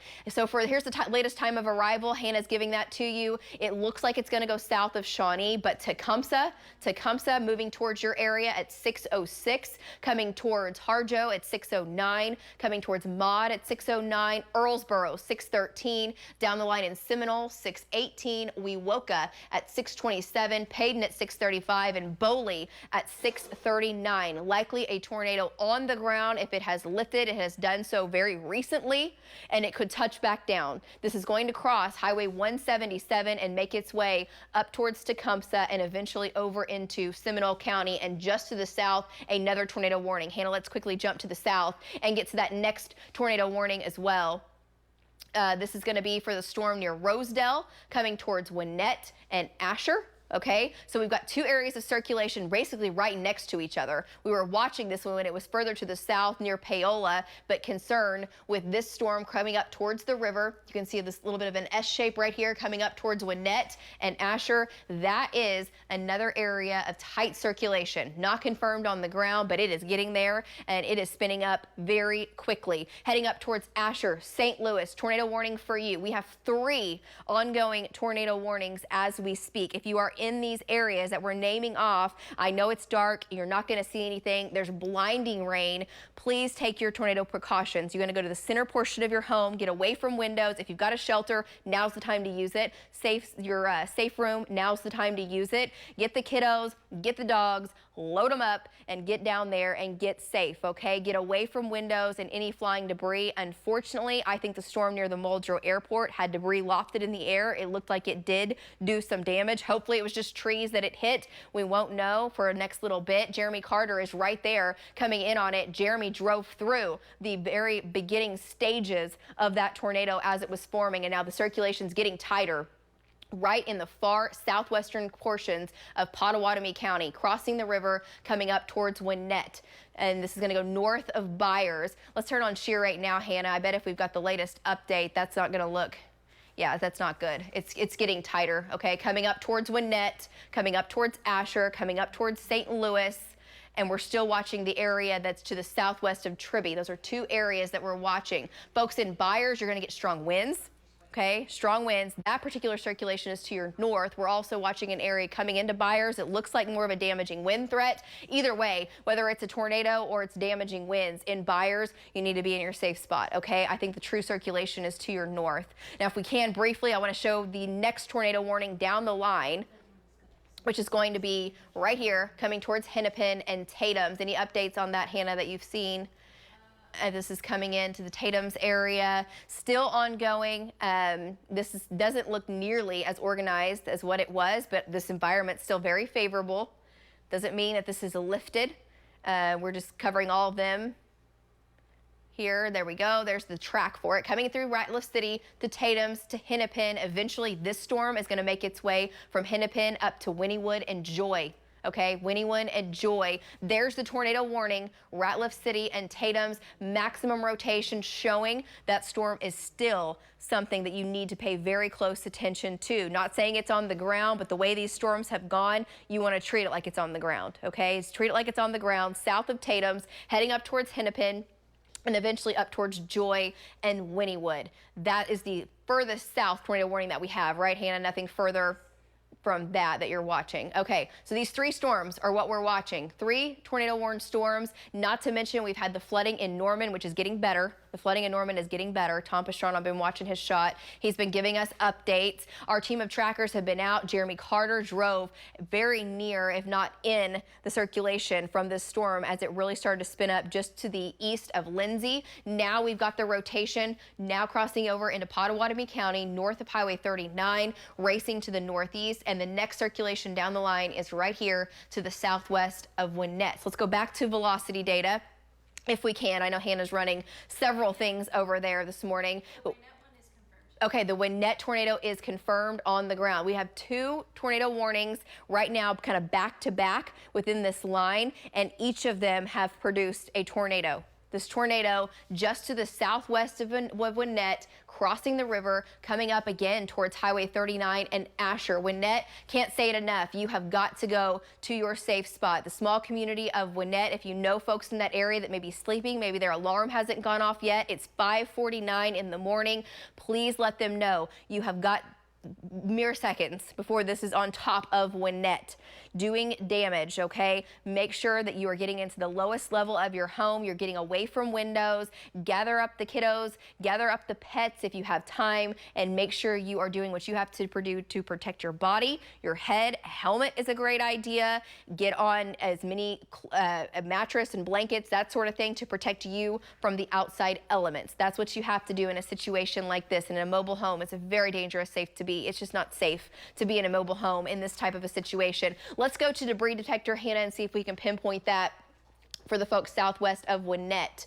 Yeah, there it is. Okay, so we may still have some debris lofted crossing over from Cleveland County into Pottawatomie County with the northern storm that's headed up towards Tribby. That's what's heading up towards the south sides of Shawnee. The circulation is out ahead of that. This may still be lofted behind that storm, but also seeing what looks like debris now 1, 2, 3 miles to the west of Winnett. The circulation is now coming over Winnett as we speak, and these are moving at about 50 miles per hour. So Hannah's going to get that storm track for these storms and bring it out to you. I know folks down the line, down into Pottawatomie and Seminole counties, paying attention. When is it moving in? She'll get that for you here in just a second. But 2 areas of circulation in Pottawatomie County.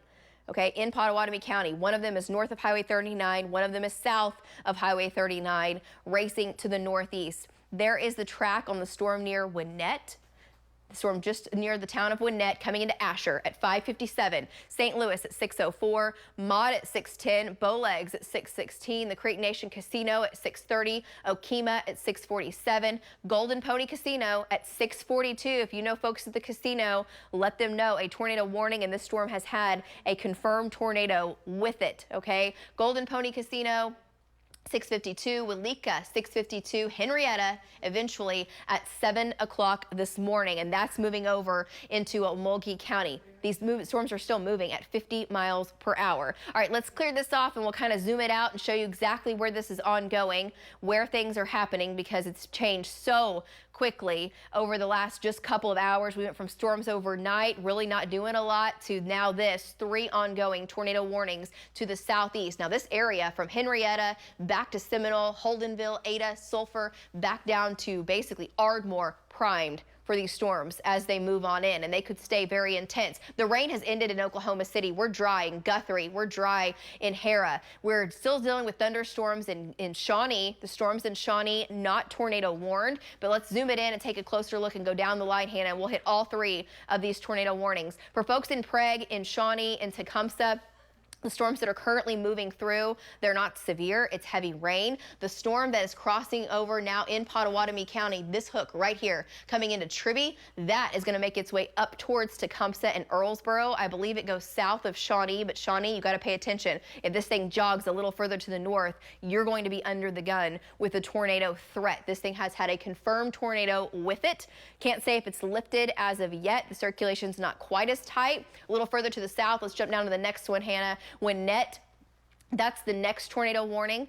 Also moving up towards Asher, St. Louis, Kanawha, and this will move over into Seminole County.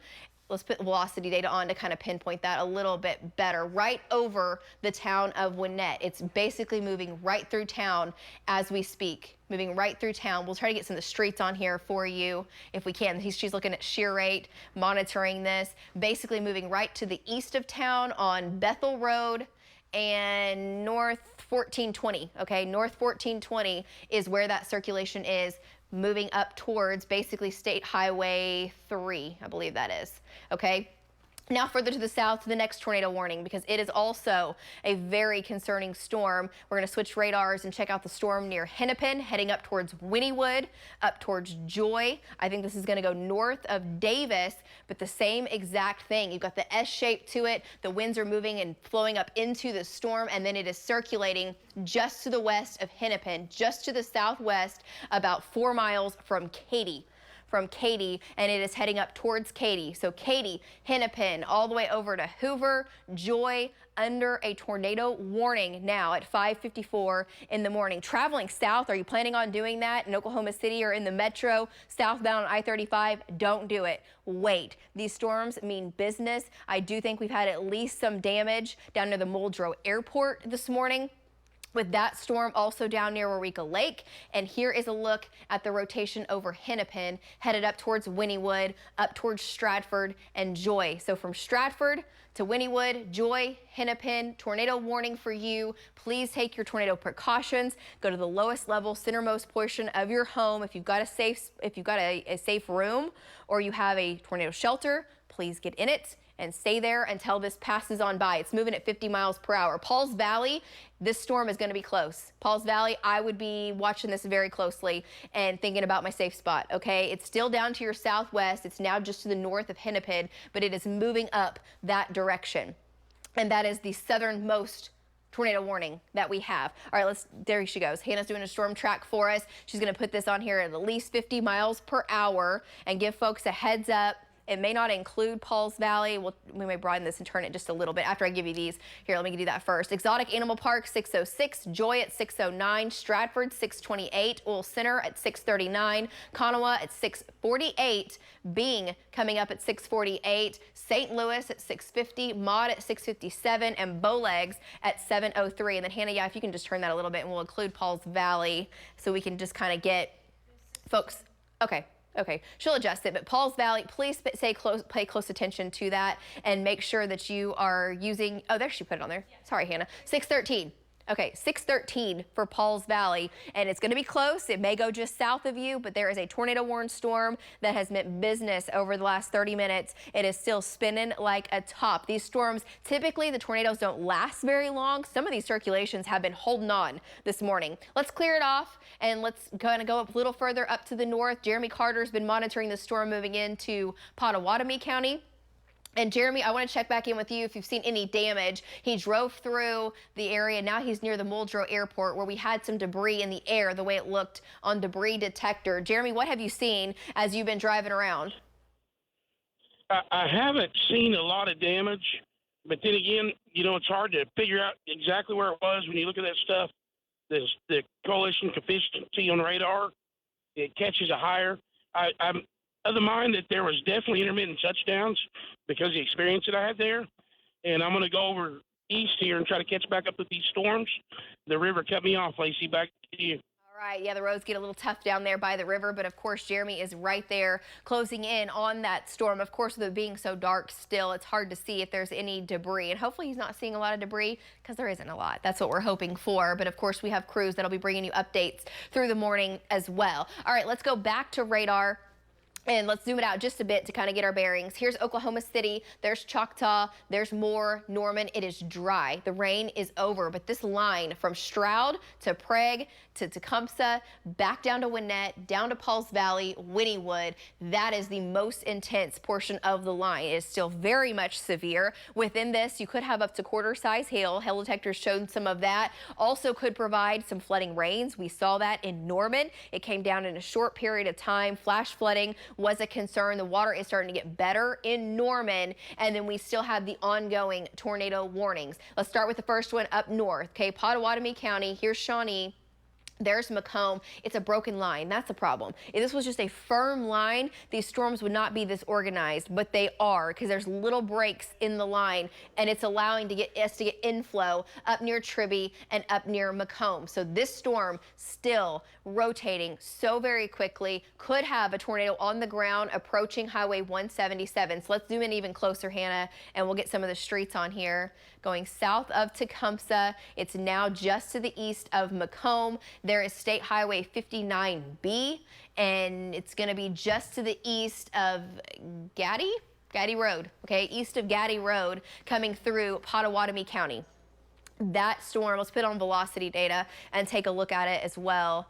On velocity, it's not looked as impressive. It's still more stretched out. This thing was it was very tight where the reds were meeting the greens, and you could tell that you had a tight circulation. It's broad now, but some of our other products still have me concerned, okay? Sometimes these things, the circulation can look a little stretched out when it really isn't. So we're still on it. We're still staying with it. We want you to pay attention to this storm that is now just to the east of Macomb. Okay, let's zoom it out a little bit and go down to the next storm down the line. That circulation that went near Winnett has started to weaken.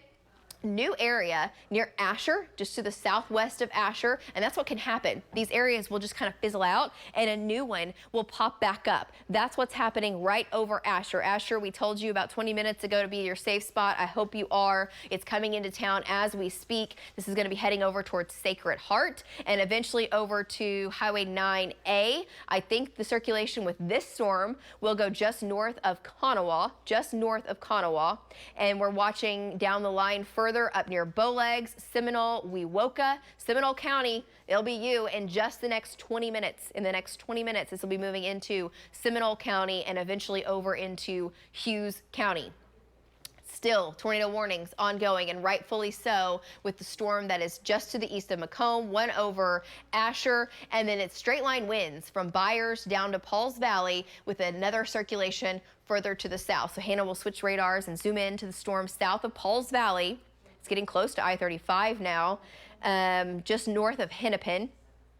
Look at it on reflectivity, by the way. Their circulation is right in here, and all you've got is hail showing up and heavy rain. So a lot of nickel dime size hail, may have some quarter size hail, very heavy rain, and a circulation in the middle of it that you would just not see coming. And this is getting close to I-35. If you know anyone traveling on I-35 southbound, please let them know this is coming. One of the most dangerous situations, of course, is folks in their vehicle as this is approaching and heading up towards Wynnewood.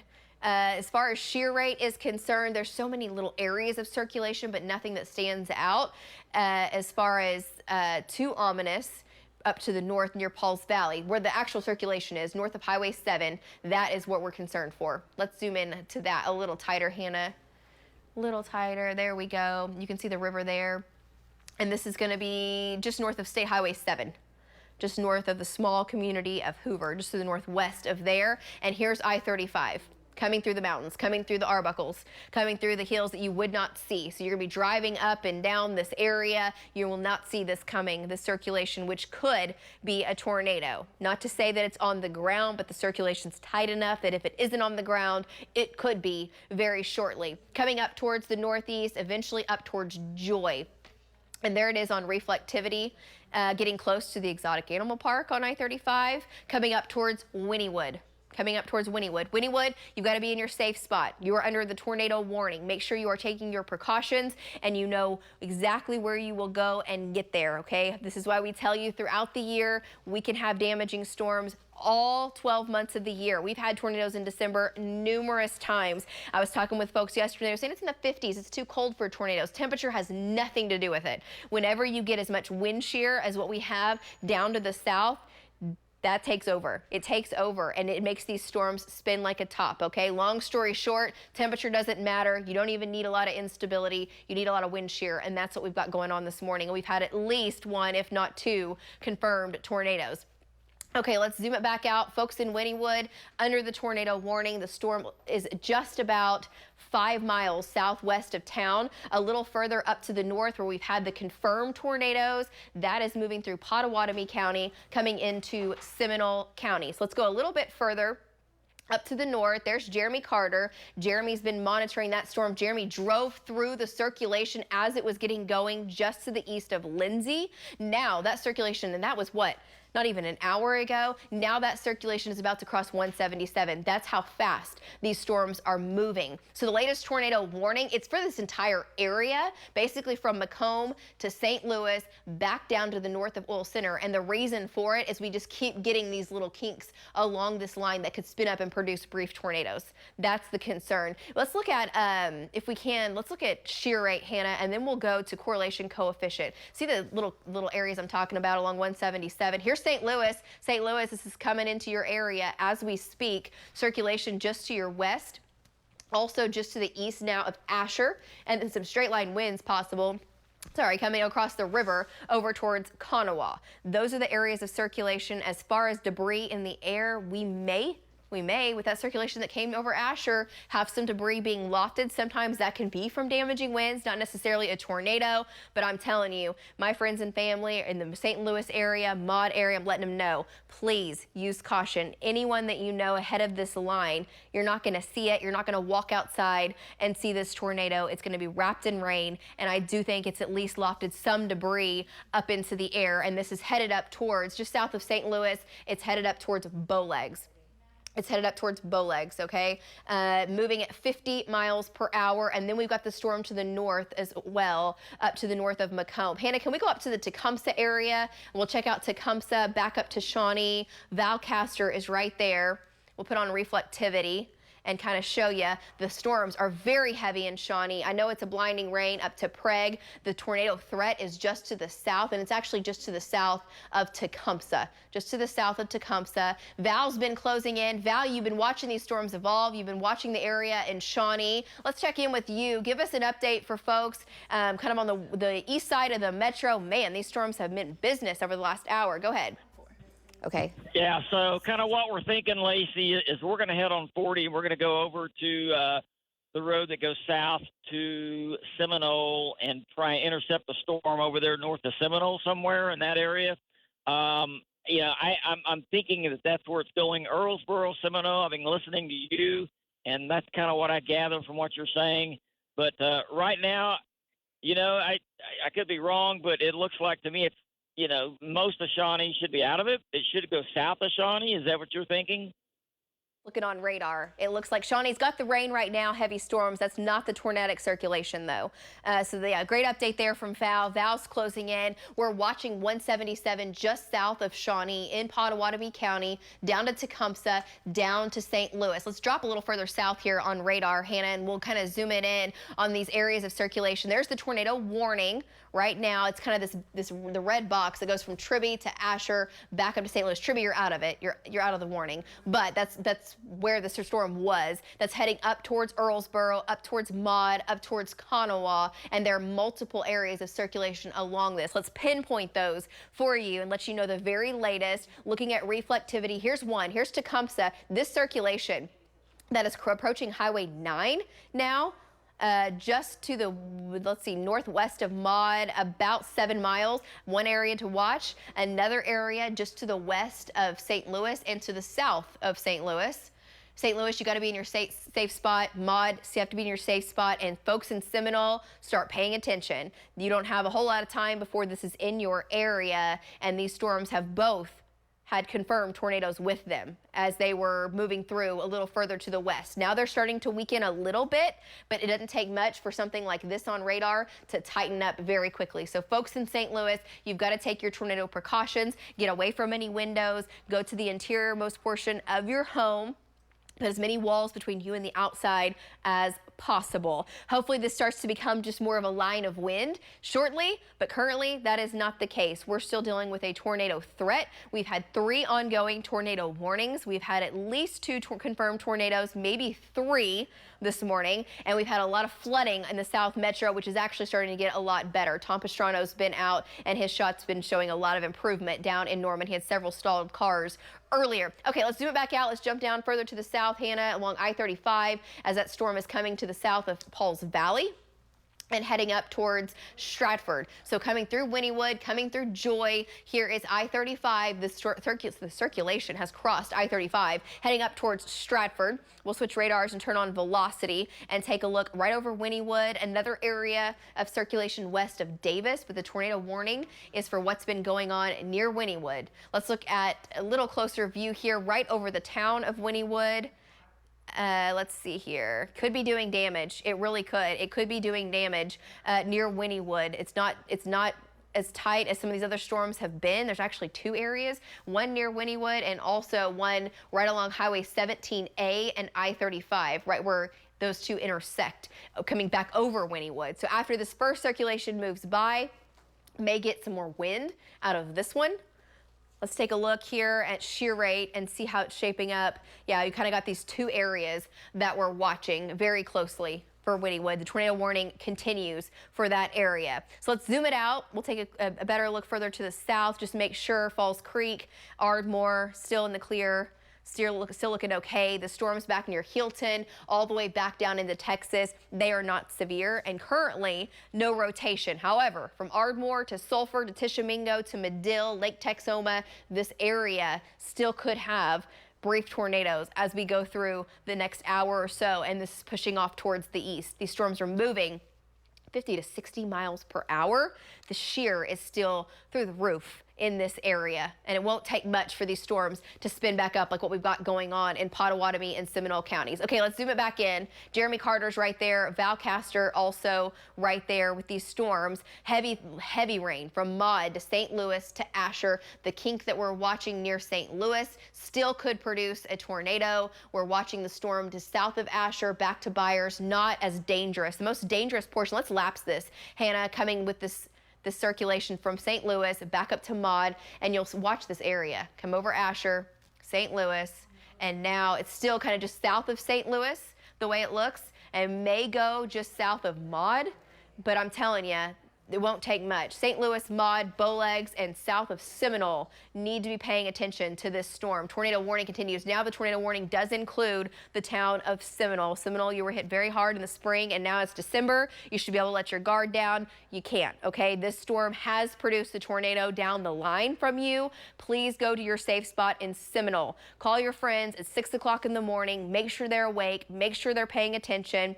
and go to your safe spot. You've got to get away from windows, get to the lowest level of your home. If you have a shelter, get in it. If you've got a tornado safe spot that you've had pinpointed and you've practiced those drills, now's the time to enact that for Seminole, for Bowlegs, for Maud, and just to the south of St. Louis.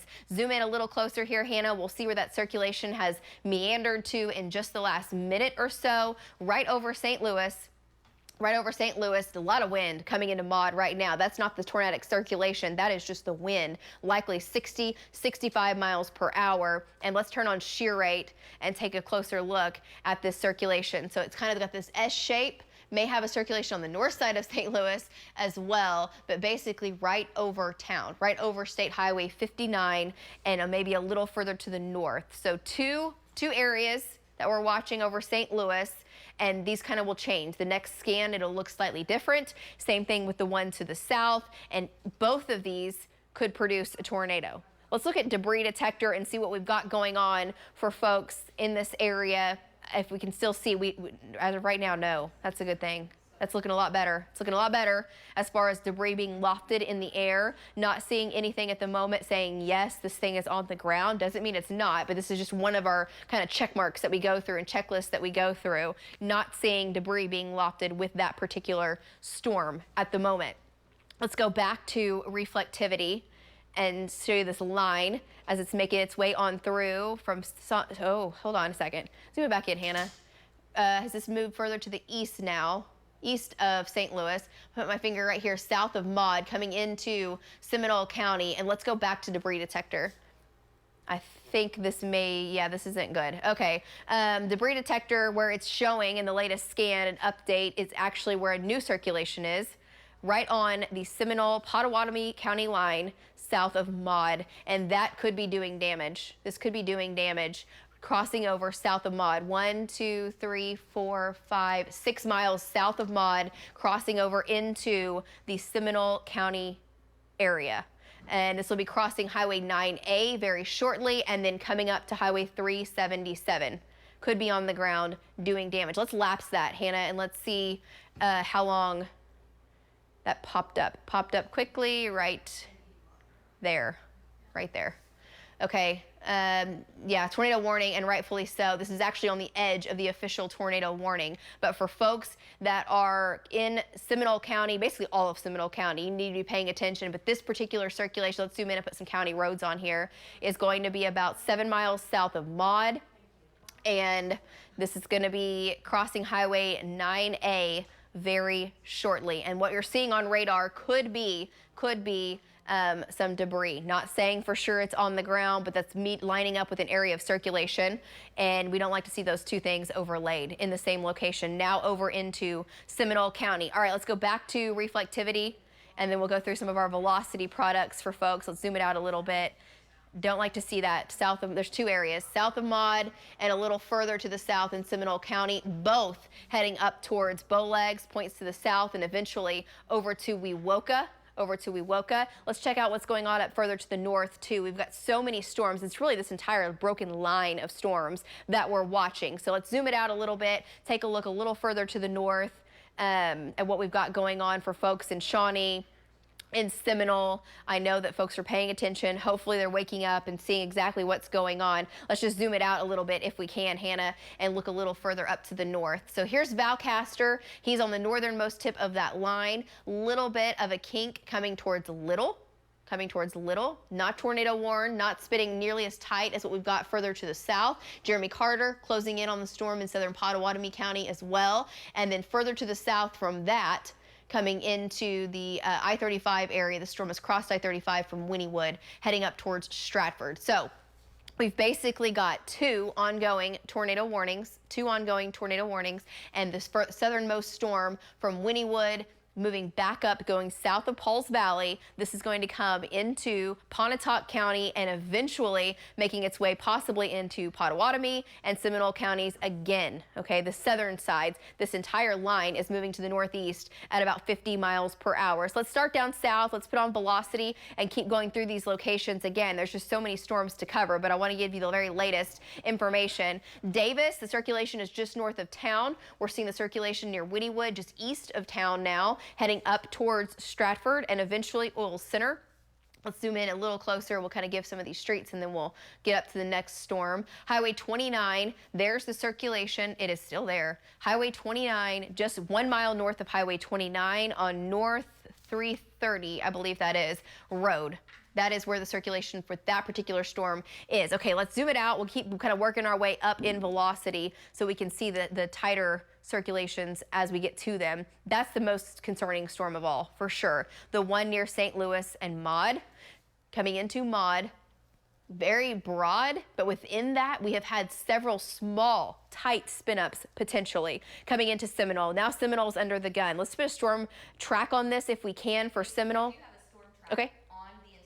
Okay. On links 1. Okay, Cassie's in. She's on links 1 and she's got a storm track on the entire line if we can. So for folks down the line, let's show exactly what we've got going on with the timing of this. There you go. Great job, Cass. You can see that coming into Bowlegs at 5:19, Roth at 6:23, Falls Creek at 6:27. That's 10 minutes from now. Sulphur 6:28, Holdenville at 6:39, Fitztown at 6:48, Ada 6:38, and coming into Walika at 6:49. That's the timing. And we still have the 2 tornado warnings ongoing with the confirmed tornado that touched down near the town of Wayne early. Jeremy Carter was right there. Okay, let's go back to the zoomed in view. Hannah's been working on that and looking at velocity data near Maud, near Seminole. We'll count the miles here if you can. Hannah, we'll kind of put the distance tool on and see how far from Seminole this is because it's closing in on Seminole as we speak.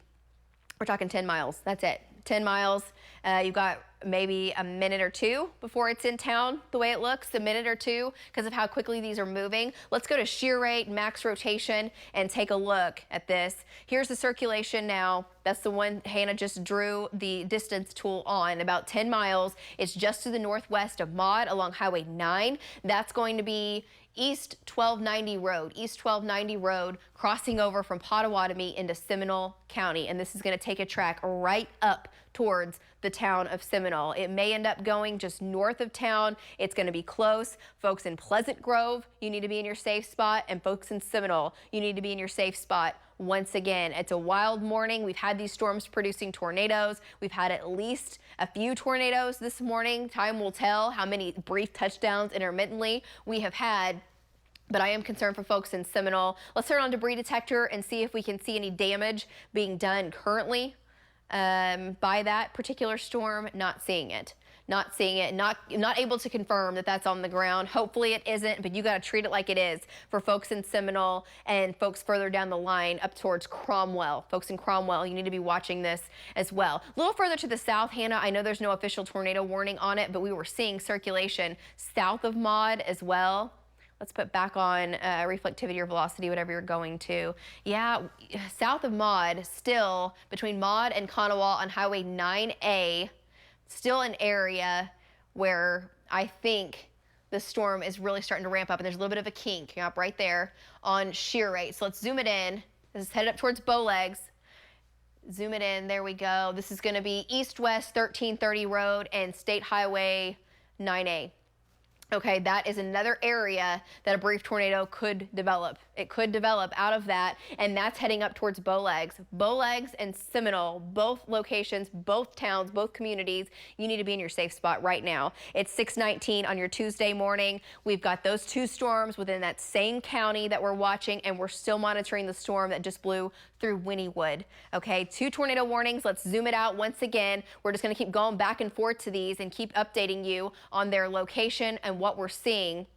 There's the storm that's making its way up towards Cromwell, up towards Wewoka, and the next storm down the line from Wynnewood heading up towards Stratford, along Highway 29. And I don't see anything. Have you guys heard reports from the Wynnewood area? I haven't seen anything on radar that's telling me this thing's on the ground. It's looking okay. No. It's looking better. Hannah and Cassie definitely doing a great job this morning running radar and checking things out for all the reports. It's been crazy since 4 o'clock this morning, but checking things and monitoring each and every one of these storms as they're making their way to the east. Not seeing anything too ominous out of that. I know the tornado warning continues, and that's a good thing, but I don't think this is on the ground. Okay, Seminole are sounding the sirens. Good thing. You've been under the tornado warning for quite some time, but that just helps alert folks. Don't ever rely on sirens. Sirens it's old technology. It's great technology. It's needed. It's warranted. But it's not something you should rely on, and only take precautions when you hear it, okay? There's a lot of things that can go wrong there, but folks doing a great job in Seminole. The emergency managers monitoring things, and that tornado warning is definitely warranted with what's going on to the southwest. So let's turn back on velocity. Let's see what's going on there. Not as tight. Folks in Seminole, it's not as tight. I know you're getting wind in Seminole. If we can query some of that data, I'm guessing we've got winds 50, maybe to 60 miles per hour. We'll see what radar is spitting out. 40. 45 probably, but if you've got 45, you've got near 50, and we may have close to 60-mile-an-hour winds in Seminole now. The circulation is still to your southwest, so we'll kind of get that radar oriented a little bit more to the southwest and show where the spin is, and that's going to be crossing over the county line. Here we go. It's broad. It's now over Pleasant Grove. It's over Pleasant Grove, just to the west of Seminole by about 1, 2, 3, 4 miles, and that's going to make its way across the town of Seminole. I mentioned it earlier. If you're just waking up and joining us, I know in Seminole you were hit hard back in the spring, but it does look like this storm means business. Not confirmed on the ground. We're not seeing debris lofted in the air, but the circulation is there, and the storm has produced a tornado further to your southwest. So you need to get in your safe spot. You need to take your precautions here at 6:22 on your Tuesday as this thing makes its way your direction in just the next couple of minutes. Let's zoom it out, take a look at, I know Val's location. Val is coming in from the north. Let's go to Val. Val's on 377. Val, you're watching the storm as it's coming into the town of Seminole. I know you're screaming down to the south. Give folks an update there in Seminole County. Right. So here's what's going on. We're on I-40 right now, Lacey. We could not have made it to Seminole before the circulation went through. We're going to go east on 40 and intercept it on I-40. You know, obviously anybody in and around Seminole needs to be taking cover now. Take your tornado precautions right now. So that's what we're doing. We're going to watch this. We're still right now in heavy rain. I just got a tornado warning on my phone, so that happens when we get close to it. But anyway, that's pretty much it right there. We're going to go over here and set up where this thing's going to cross 40. It's going to be somewhere west of Cromwell. That's kind of what we're thinking, maybe west of Parade. Back to you. Okay, great update there from Val and Amy Castor, who, by the way, has been out since yesterday afternoon. Tracked these storms all night long, along with the rest of our team of trackers who have been out all night. Further to the south, that storm still ongoing. The tornado warning now moving into the Ada area, moving into Pontotoc County. If we can't handle, let's jump further south and zoom in here on this storm. Tornado warning continues, and it's basically the circulation was along Highway 29. Now there's a new one just south. This is going to go south of Highway 29 and north of Sulphur. North of Sulphur, area of circulation. Let's zoom in and get those streets on. I know that's what you're doing. Okay, let's see. That's, of course, Highway 177. We're about 2 miles to the west of Highway 177 and just to the north of Dairy Road, or Baker Road, depending on which side of the highway you're on. But that is where the circulation is, crossing over towards Pottawatomie County, moving at least 50 miles per hour. Moving at least 50 miles per hour. So ongoing tornado warning there. Anything going on further to the south, guys, down in south central Oklahoma, Ardmore, Marietta? No, just rain, just rain. Nothing that looks too threatening. We're dry now in Oklahoma City. We're dry in Norman. We have the 2 ongoing tornado warnings, and we're going to keep this up. We're monitoring it. We're watching the storm coming into Seminole. Let's zoom back into Seminole as we speak, actually, before we do that. I know the anchors have damage, and we want to get to that, and that's very important to let folks know what these storms have done. But I want to stay with this until we can make sure Seminole's in the clear. And right now the circulation is just to the west of Seminole, but it was right here where my finger is, just to the west, to the northwest now of town. It is so broad. Not seeing anything very tight, very organized. This line is still intense. It's very intense, very heavy rain. You still need to stay in your safe spot in Seminole. But to say that this is on the ground, I just can't do that. I'm happy about that. Very happy about that. Little, this is coming up towards Little, actually. Little, you're not officially in the tornado warning, but that circulation has really lifted north up towards the town of Little. Let's turn on max rotation shear rate. Let's kind of go through that as this is making its way up towards Little. Yeah, not seeing anything that says it's not just straight line winds, is what I'm saying. No tight circulation there. Max rotation not showing that either. That's a good thing. This tornado warning continues for Seminole, for Bowlegs, but as far as anything imminent, as far as a tornado on the ground, I'm not seeing that at the moment. I think this thing has weakened quite a bit. Let's go back to reflectivity and take a look, see if you can see any of the little hooks like we had earlier within that. I'm not seeing that. I'm not seeing that at all at the moment. Bowlegs still getting the very heavy rain and the storms, but I think the good thing for Seminole, I think this has weakened from what it was. Not to say you can't get a tornado out of it in Seminole still, but just kind of giving you the trend as I'm seeing it. It's not looking and having that same look as it did. This is going to make its way up towards Cromwell. Folks in Cromwell, you've got to pay attention to this. You're not under the tornado warning, and you may not be. We'll see. But I would say you need to pay attention because this thing has had a history of producing tornadoes. This is the storm that we were tracking at 4 o'clock in the morning that likely produced a tornado down to the southwest, okay, down to the southwest. And now it's already in 2 hours made its way up towards Seminole. Let's go back to velocity data and see if there's anything. Okay, now in Seminole, I'm not seeing much, but I'm more concerned with the circulation south of Bowlegs. And this is crossing 377. It's already crossed 377, headed up towards 59. Folks in Wewoka, you don't have an official tornado warning. You need to go to your safe spot in Wewoka.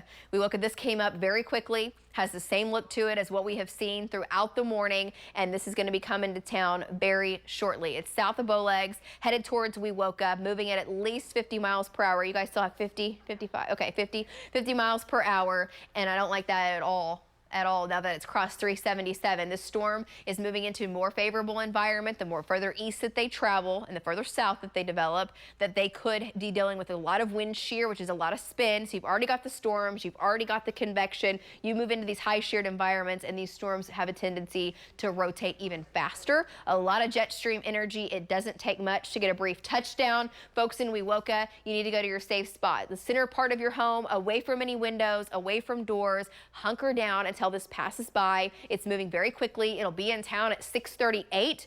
So in the next 10 minutes from now, it will be moving through and then it'll be out of there. So for 10 minutes, do what you got to do. Protect yourself, protect your family, and get to your safe spot. Welika at 7:06, the Golden Pony Casino at 7:08, Henrietta at 7:20, Preston at 7:34, Shakota at 7:48, and Haskell at 7:56. The way it looks, and moving into Oktaha at 7:55, and that's more further into eastern Oklahoma. But for folks in Seminole, the circulation has weakened. I don't see anything too threatening there. It's further to the south, now to the east of 377, coming up towards Wewoka. Let's check and make sure for folks in Little, Hannah. I think that it still looks much weaker for folks in Little. Let's check in with Val. Val, you're in the northern portions of Seminole County. You're watching these storms to your south. I know you're watching it on radar. Can you give me an update real quick?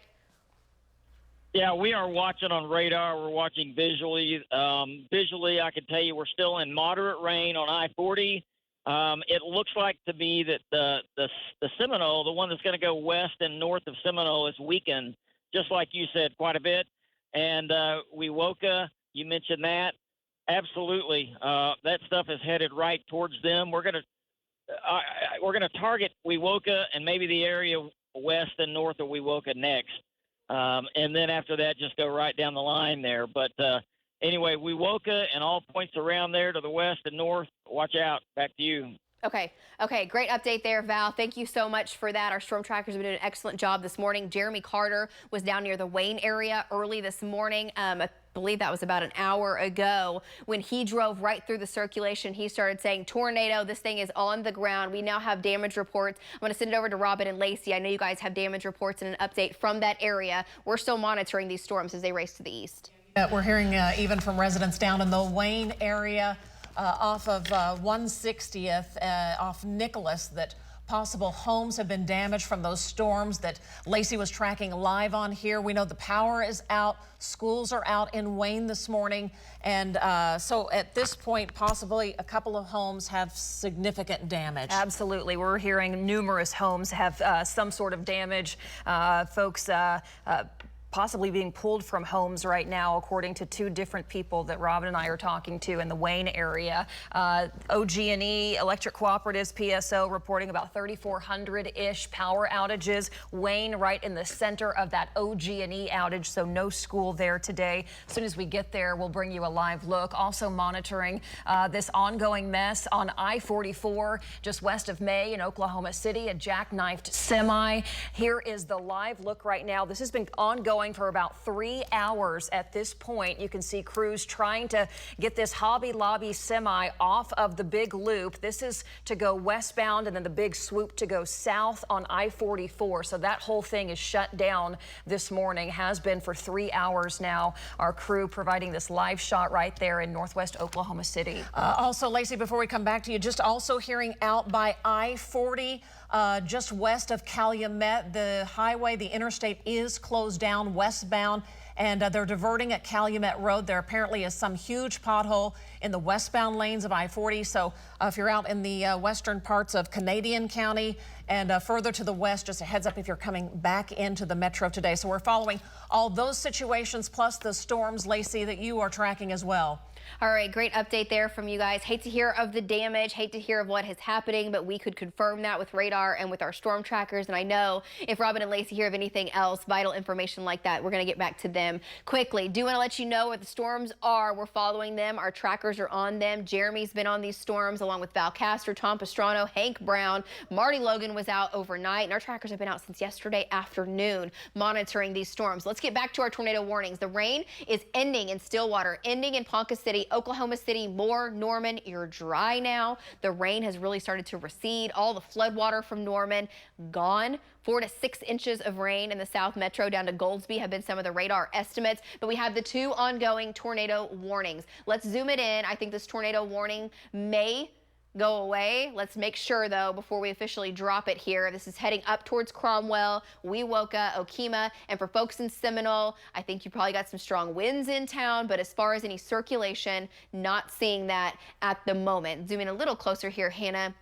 Damaging winds, or the potential for damaging winds east of Seminole coming into Cromwell, could be anywhere 45, 50 miles per hour, but no circulation. That thing was spinning like a top until it came up to the west sides of Seminole, and Seminole, it has fallen apart. Little, you're looking good. Everything has fallen apart there. The tightest circulation, the tightest area of spin is south of Bowlegs now, and that's what's coming towards Wewoka. That is the concern. So from Bowlegs, this is going to be 1, 2, 3, 4 miles to your southeast.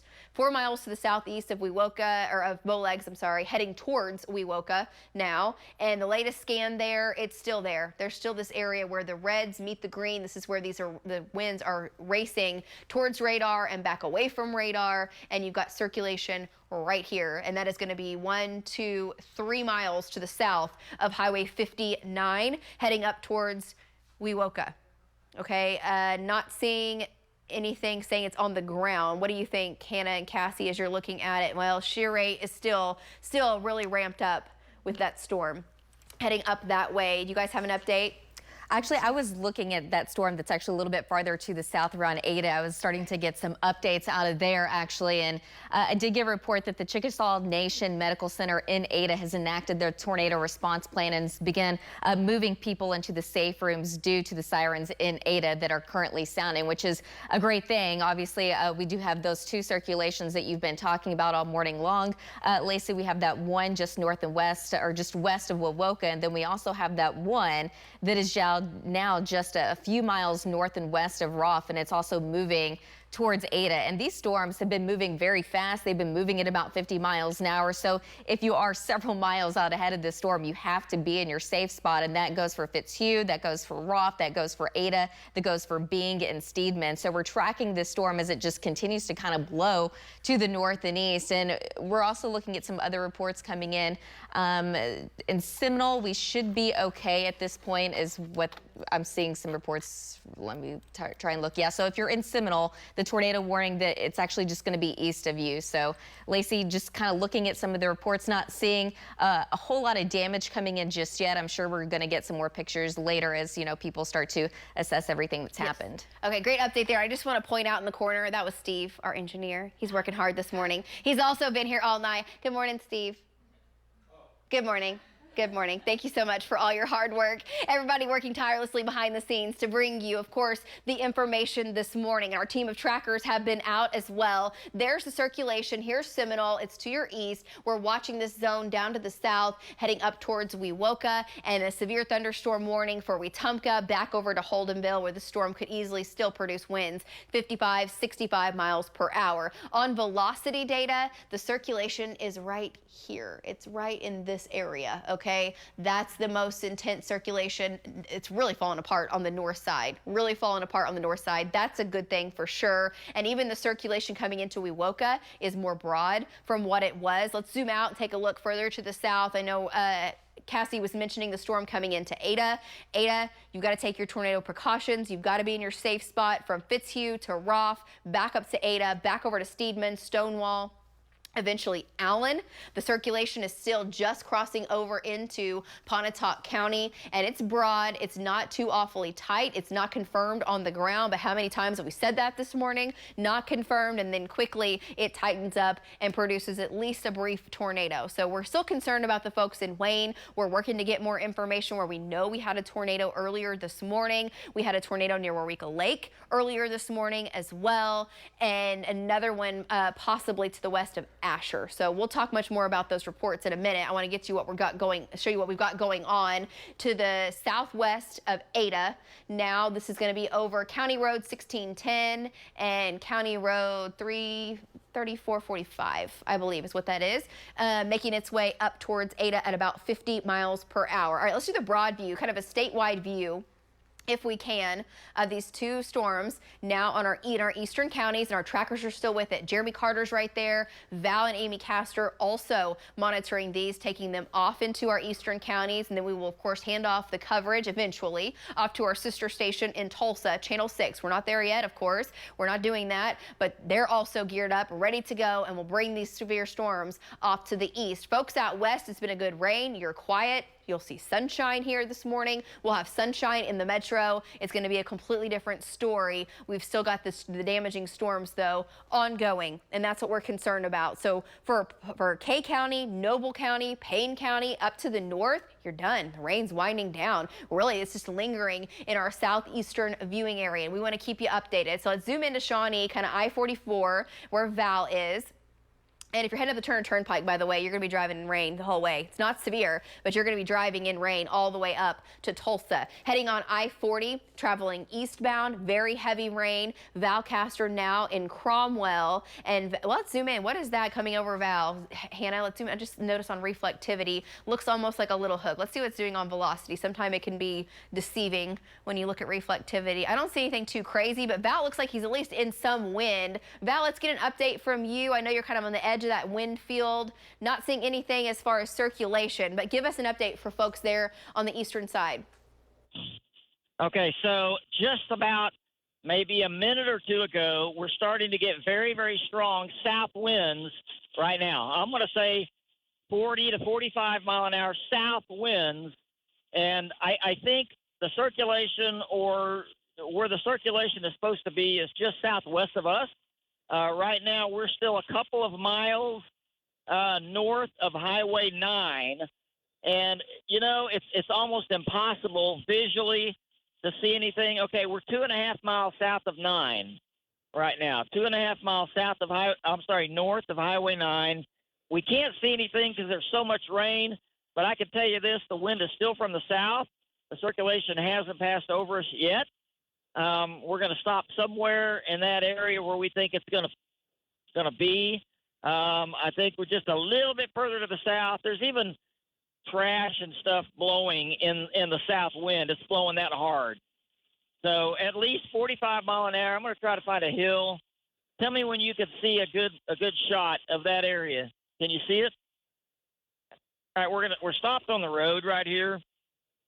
Okay. And there's just a lot of trees over here.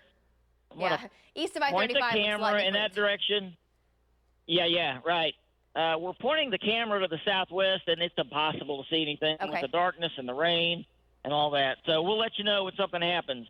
We know you will. Val, it was yesterday, believe it or not, that you were out on a tornado warning in the Oklahoma Panhandle, moving into Harper County. He was on a tornado warning yesterday evening.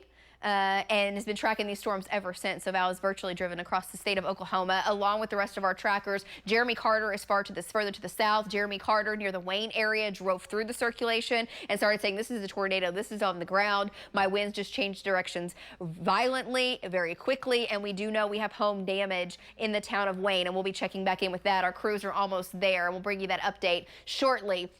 There's Val's location, south of Cromwell. You saw the wind in Val's shot, and winds could do damage there, but it's not a tornado. It's not circulation. We do still have a weak circulation coming coming towards Wewoka. It's just to the west of town. Hannah, let's put back on velocity data. Let's see. Yeah, there's circulation there.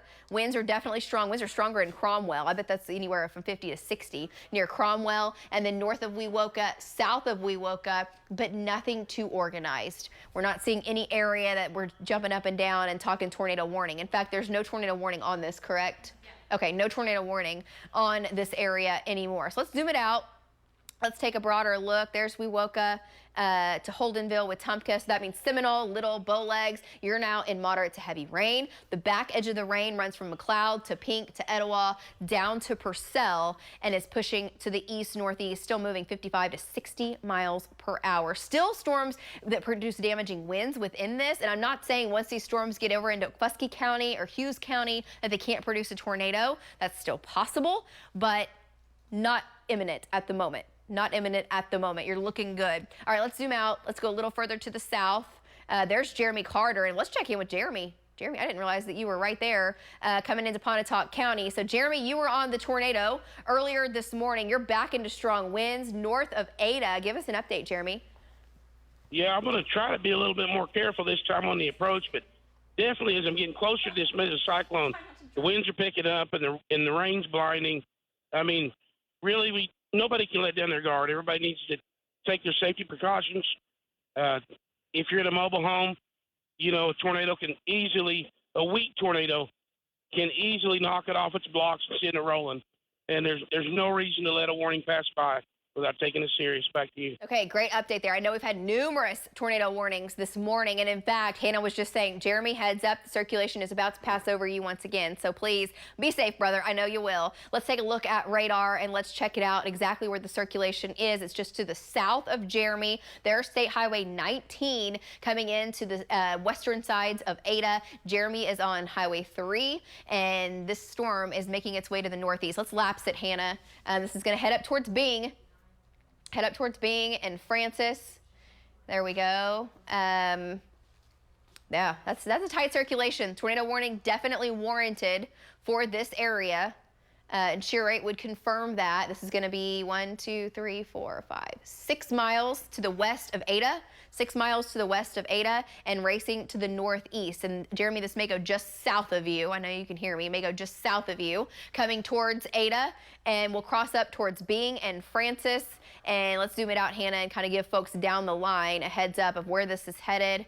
Sasakwa and eventually Calvin. Coming into Hughes County. Does look like, just on shear rate, that it has started to maybe weaken some, which is great. That's what the storms to the north have continued to do. We like to see that trend, that's for sure, because, man, they cranked up when they got near I-35, Highway 81 to I-35. Now putting the track on these storms, being at 6:52, we're in the 6 o'clock hour, 6:52. I've been doing this since 4 o'clock. Atwood at 7:15, Wetumpka at 7:34, Dustin at 7:47, Hannah at 7:52, Bug Tussle, one of my favorites, Bug Tussle, 7:59. You are not under the tornado warning. This is down the line, but just to give folks a heads up, please be aware, especially if maybe you know folks that are just waking up at 6:45 in the morning. It's a common wake-up time. You're starting to get oriented. We have had numerous tornado warnings. We've had, I do believe, at least 3 tornadoes this morning. We have damage in the town of Wayne, power outages there, and we still have an ongoing tornado warning, and that's going to be for Pontotoc County.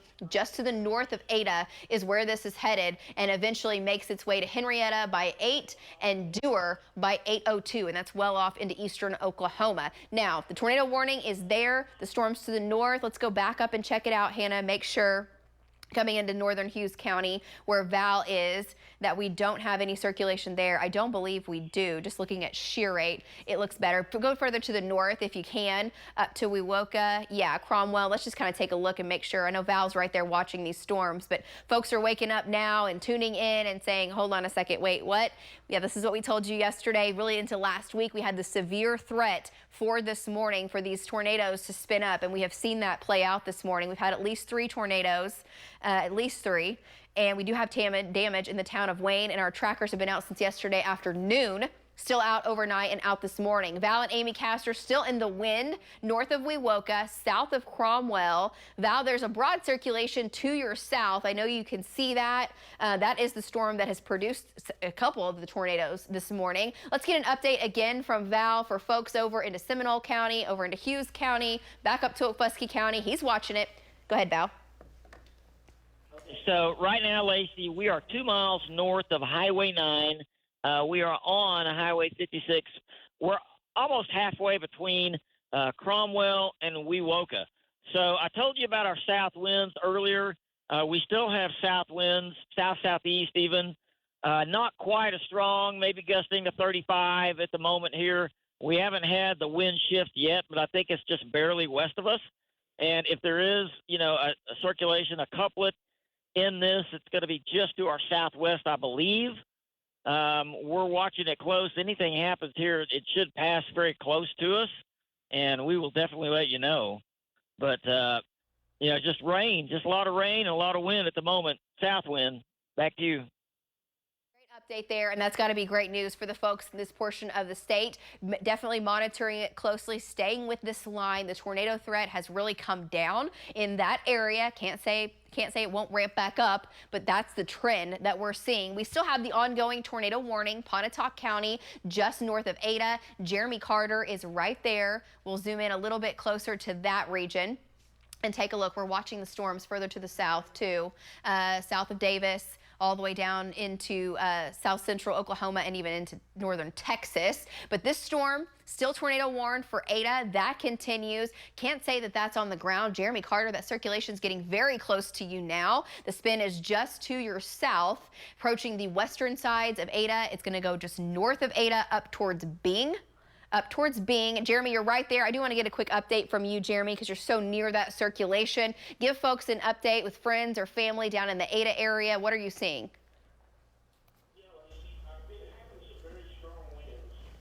Jeremy? Take Jeremy, guys. There we go. Can you hear me there, Yes, Lacey? go ahead, Jeremy. Yeah. Anyways, I'm just northwest of Ada, of course. And anyways, I got real close to it a bit ago, and the winds got pretty intense. I mean, no power flashes, and I ain't seen nothing yet, but I'll kind of go with my gut on that until I see something different. But definitely a blinding rain and a storm capable of producing a tornado. Back to you.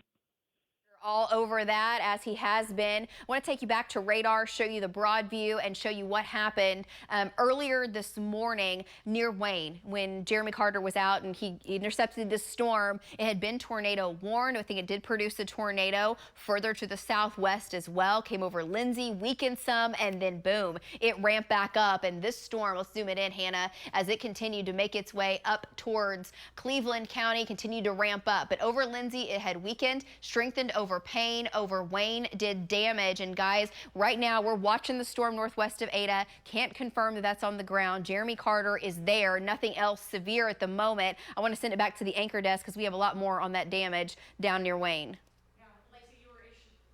Lacey, you were issuing that tornado warning about 5:30 this morning, and now we are seeing some heavy damage in that area. Let's get out to Natalie Cruz. She's on Nicholas between 150th and 160th, just a mile outside of town, and we have heavy damage. Go ahead, Natalie. Ladies, that's right. I'm here in Wayne, like you said. I'm off of Nicholas, and I'm at this home here now. Just this storm came and completely destroyed this part of the area. Now, as you can see behind me, there's trees fallen, poles, It's just completely destroyed. I talked to someone who knows the owner. This was an auto shop. He stored vehicles here behind me. It's at a complete loss, you guys, so definitely a heartbreak. And right next door, the home is at a complete loss too, completely destroyed, poles down, branches everywhere. Now, the good news is, after speaking with someone who knew the family that was in this home and also knew who owned the shop, they are doing okay. They are at another house. They evacuated from the home and they got out. Everyone is okay. So it's at a complete loss, as you can see, but we're going to stay here for a little bit and we'll get back to you guys shortly. All right, Natalie, that is again on Nicholas between 150th and 160th in Wayne, a house and a little shop nearby. It's so happy to hear that the family is okay. And that's one of many scenes of damage down there. Lacey says the radar went nuts in that very area. And obviously that is the aftermath of it. We know Wayne schools are out today. Let's get the McLean County Emergency Manager on the phone with us, Ron Johnson. Ron, it's Robin and Lacey. Good morning. Good morning. Well, it's been a very devastating morning for the Wayne community. Can you kind of just paint the picture of what you guys are dealing with this morning?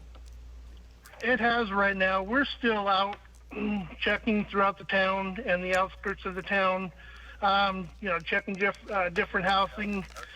Really, at this point, we have 2 houses that have been damaged that were confirmed. One is the one on Nicholas, and it was, completely to the ground. We do have a house inside the town that lost its roof. We have multiple outbuildings that have been destroyed, and also multiple down power lines and trees. We have multiple agencies out here right now, and so there is quite a bit of damage. And like I said, as it becomes daylight, we'll be able to, I'm sure we're gonna find more, but that's where we're at right now. We're monitoring some of the neighborhood chats. It sounds like, this thing tossed trampolines into neighbors' yards, that sort of thing. Are you seeing any actual structural damage to the school this morning, Ron? From what we're hearing, I haven't been over there yet personally. I did talk to one of the custodians, and they're checking it, and it sounds like there might be possibly some roof damage. But that hasn't been 100% confirmed yet. I haven't heard back from him yet, but there's some good possibility from what I'm hearing. Ron, we're watching and looking at these live pictures from Wayne right now, a house that has been really just almost leveled there, at least the top part sheared off. Are you hearing of any damages? Is everyone okay there in McLean County and in the Wayne town right now? Right now, we have not heard of any fatalities, and we haven't heard of any bodily harm at this point. So that's definitely a good thing. But like I said, as we kind of dig further into this, and people start kind of waking up and moving around, I'm sure we'll find further. What are you wanting the folks there in Wayne to know this morning, because the power's out and evaluation of everything? Try to assess their housing, but try not to be out and about in town, just because we do got a lot of down power lines, and so there are a lot of hazards out there. We do have debris out in the roadway, and so they just need to stay around that area and just protect themselves, and just like I said, just kind of go over their housing and make sure everything's good. Ron, we also heard about some downed power lines. Are you getting those reports? Correct. Yeah, we got quite a few down power lines. OG&E was on their way out here. I believe they're out here assessing this right now. But that's pretty widespread throughout the Wayne area. Mm-hmm. All right. Anything else that you want viewers to know there? Boy, it's a rude wake-up call this morning, especially when those storms come through so early. We were tracking it live on the air, but anything else you want your community to know?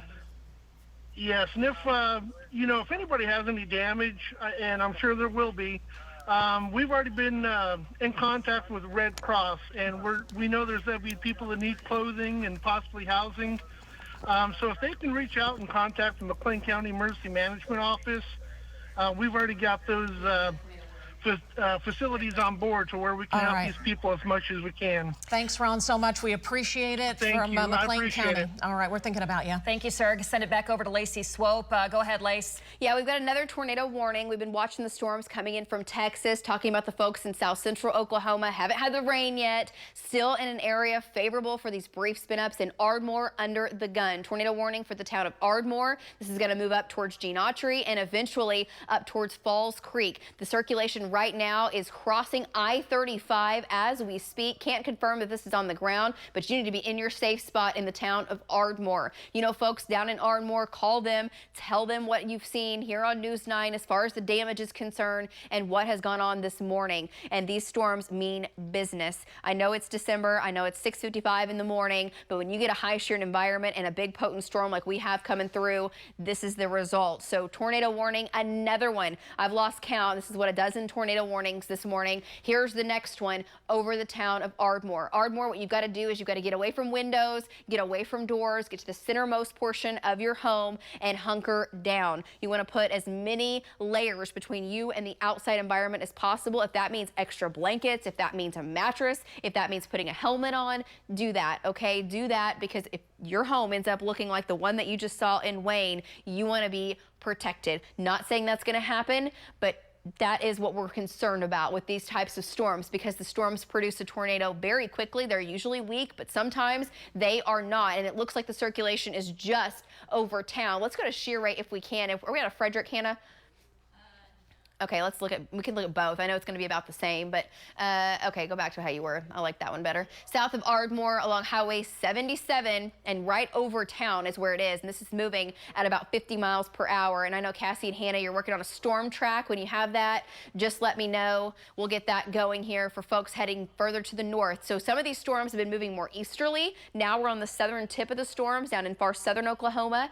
And these storms are moving still a little bit more northerly. Springer even under the tornado warning. Folks in Springer, you need to take your tornado precautions. Springer to Gene Autry, the way it looks. Maybe lapse this for a second and let's see what the current path is, the current track is. Let's see here. Moving right over Ardmore, possibly to Gene Autry. Okay, folks in Falls Creek, Davis, you may be okay. I think this is going to go to your east, going to your east. So while we're showing you the ongoing tornado warning, the live shot there is from Wayne, and that is from a home that was destroyed. You can see the roof ripped off. The wall there has collapsed from the tornado earlier this morning. Jeremy Carter was on that storm as it was producing that tornado, and then we've still got another ongoing tornado warning. So we'll check back in with Jeremy in a minute. Jeremy's on the storm that's north of Ada. He's watching that, and we're monitoring this one. Is that track good now? Yeah. Okay, here's the latest on it. Gene Autry at 7:07, Doherty at 7:15, Lake of the Arbuckles 7:19, Mill Creek 7:24, the Artisan Hotel, Casino and Spa 7:26, Sulphur at 7:26, Fitztown coming up at 7:46, and back into the oil center area at 7:57. So new tornado warning north of Ardmore. That thing is spinning, and the circulation is fairly tight at the moment. Let's look at debris detector. I know we're hitting this pretty high up down in Ardmore, but let's take a look and see. Nothing showing up in the way of damage in the air or debris in the air with this storm, which we've already seen time and time again with some of these circulations. We're not seeing that down in Ardmore. Well, okay, is that one correct? Yeah. Okay, back up to the very latest data and time, 6:58. Okay, nothing to say that that's on the ground. Can't confirm that that is on the ground. Doesn't matter. You need to treat it like it is, because it could be very shortly if it isn't. Okay, that's tornado warning number one. Let's go up to the next storm further north, which is where Jeremy Carter is, and he is near Ada. That storm is now pressing to the northeast. It's okay, we'll go back to Jeremy here in a little bit. We're watching his shot though, but there you can see the circulation. The circulation is north of Francis, coming into Sissaquah now, and that's going to be, let's see, crossing, it just crossed 377, just crossed the river and making its way up towards State Highway 56, but this is going to go west of town the way it looks. It's going to go west of town and make its way eventually up to the north at about 50 miles per hour. So I think, let's zoom it out, take a look. There's no official tornado warning on this. I don't know that one is warranted based on that circulation. It's broad. It's much more broad from what it was. Still an area to watch. Folks in Holdenville, you've got to pay attention to this. You need to monitor this closely. Val Castor is just south of Wewoka. Val is watching the circulation as well. Let's go to shear rate. What does shear rate look like? And this is southern Seminole County, coming up to the northeast. And it's weakened a little bit more. Val, let's check back in with you. I don't know if you were able to see that, the damage from the town of Wayne. That's the concern, and that's why I know you're still out, while you were out all night, keeping folks updated on the eastern sides of our viewing area with these storms rolling through. Val, you're watching that circulation. Give folks an update for your area. Okay, so update over here. We just came through the town of Wewoka. We're on the south side of Wewoka right now. There is some pretty good street flooding going on in Wewoka. They just had a deluge of rain. So got to be careful with that. We've seen water 6 inches, 7 inches deep in some spots. So some flooding going on there. We are headed south.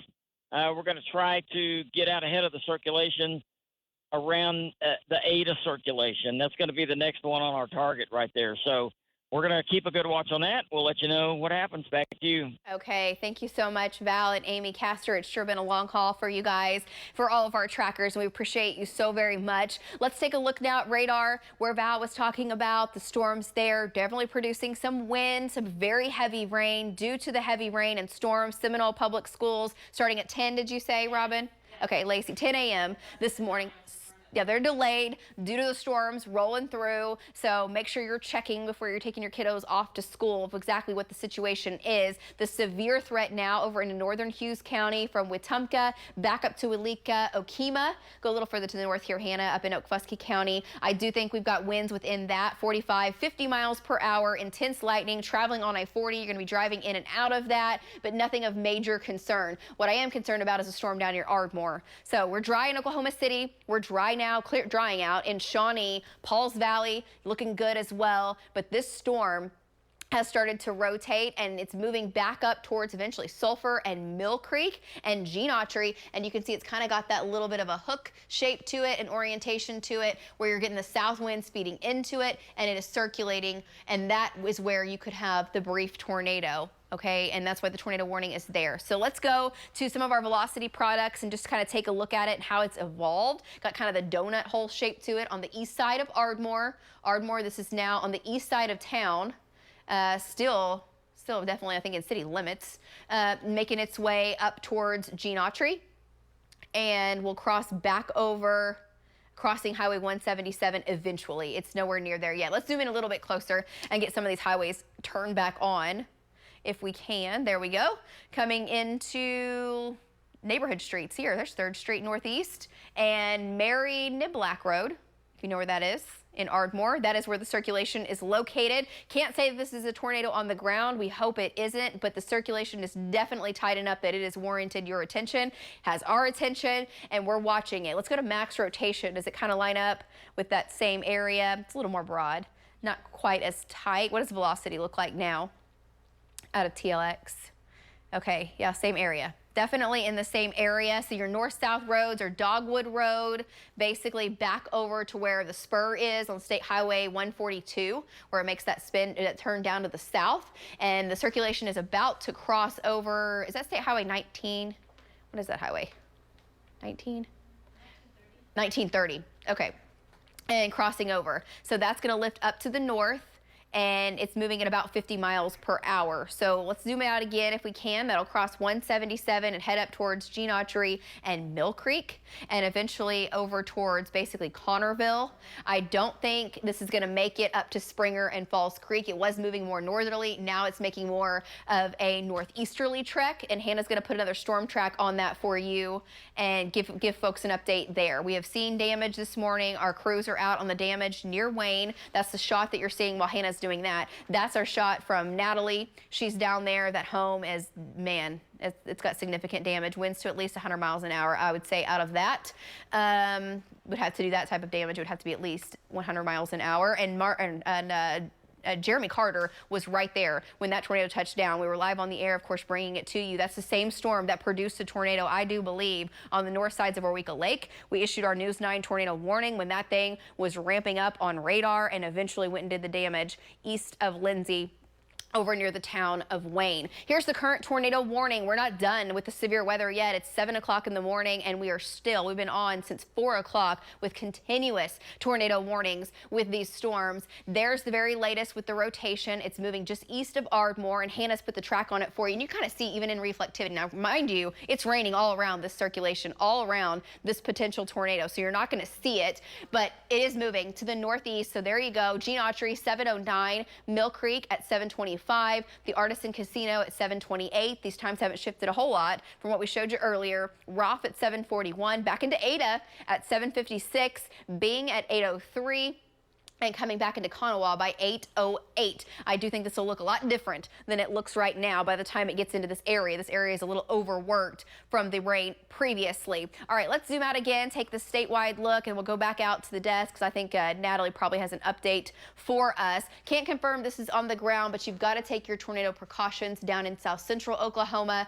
Jeremy's monitoring the storms near Ada. Val is on the storms that are heading up towards Wewoka and over into Hughes County, not producing tornadoes, not even a tornado threat with that at the moment, and skies have really cleared out. We've dried it out here in the metro. Nothing going on to the west. We just have to keep with these storms for folks in south central Oklahoma because you're still under the gun. That tornado watch, of course, continues, and we're still seeing circulation, which, man, every time I think it's starting to let up and stretch out, it strengthens back up again. Have you guys seen any updates from that area?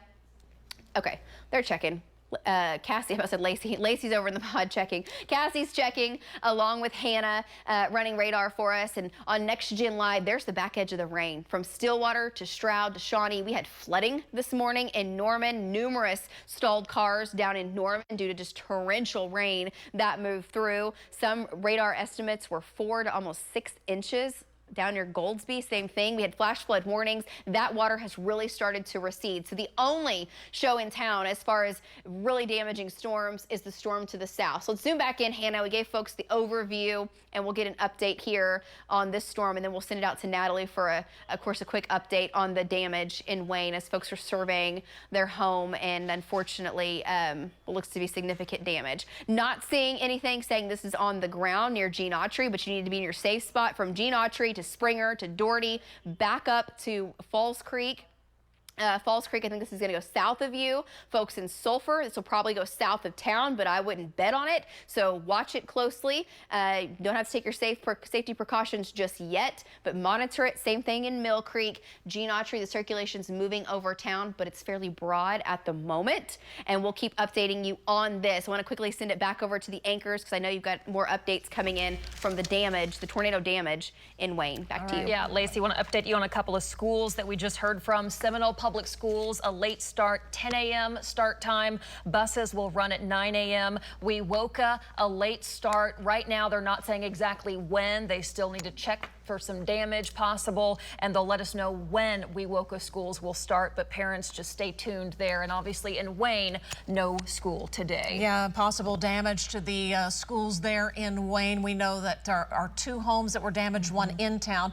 And then I don't know if we can even just show that live picture. We're waiting to get our sound up with our reporter there on the scene, but this is one home. It's like their whole front. You can see from the front through the back of the home. This is live straight through it. In Wayne, McLean County right now. Lacey was saying those winds about 100 miles an hour at least when this moved through. Lace? I was just telling you the tornado warning down south is canceled. Tornado warning is so while you're canceled going down through south, that. so we can let this live shot breathe for a little bit. Yeah, this is standing on the front lawn of this poor family. You can see straight through their brick home.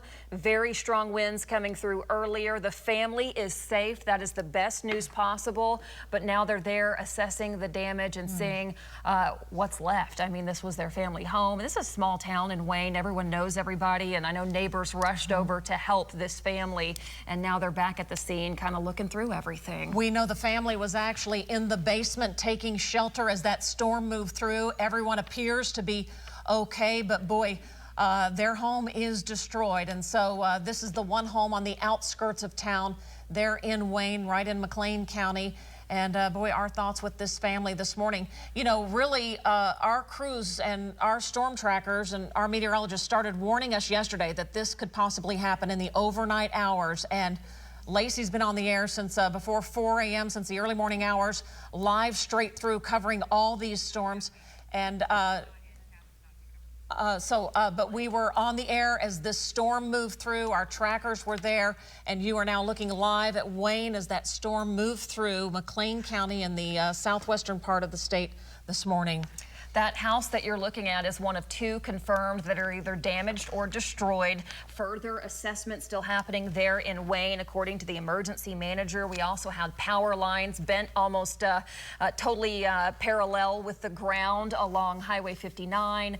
This is on Nicholas between 150th and 160th, about a mile outside of town. And I hopped onto the Community of Wayne page, and it's talking about, hey, my trampoline is gone. Does anyone have it? Somebody says, yeah, I think I've got yours. I mean, there is just debris everywhere, and folks are trying to figure out exactly what they lost and how bad things are. But it seems like this family so far has it the worst. This brick home destroyed early this morning in the dark too, Robin. Yeah, and boy, that can be so fearful. Power is out for most of that Wayne area this morning. We've been checking the power outages.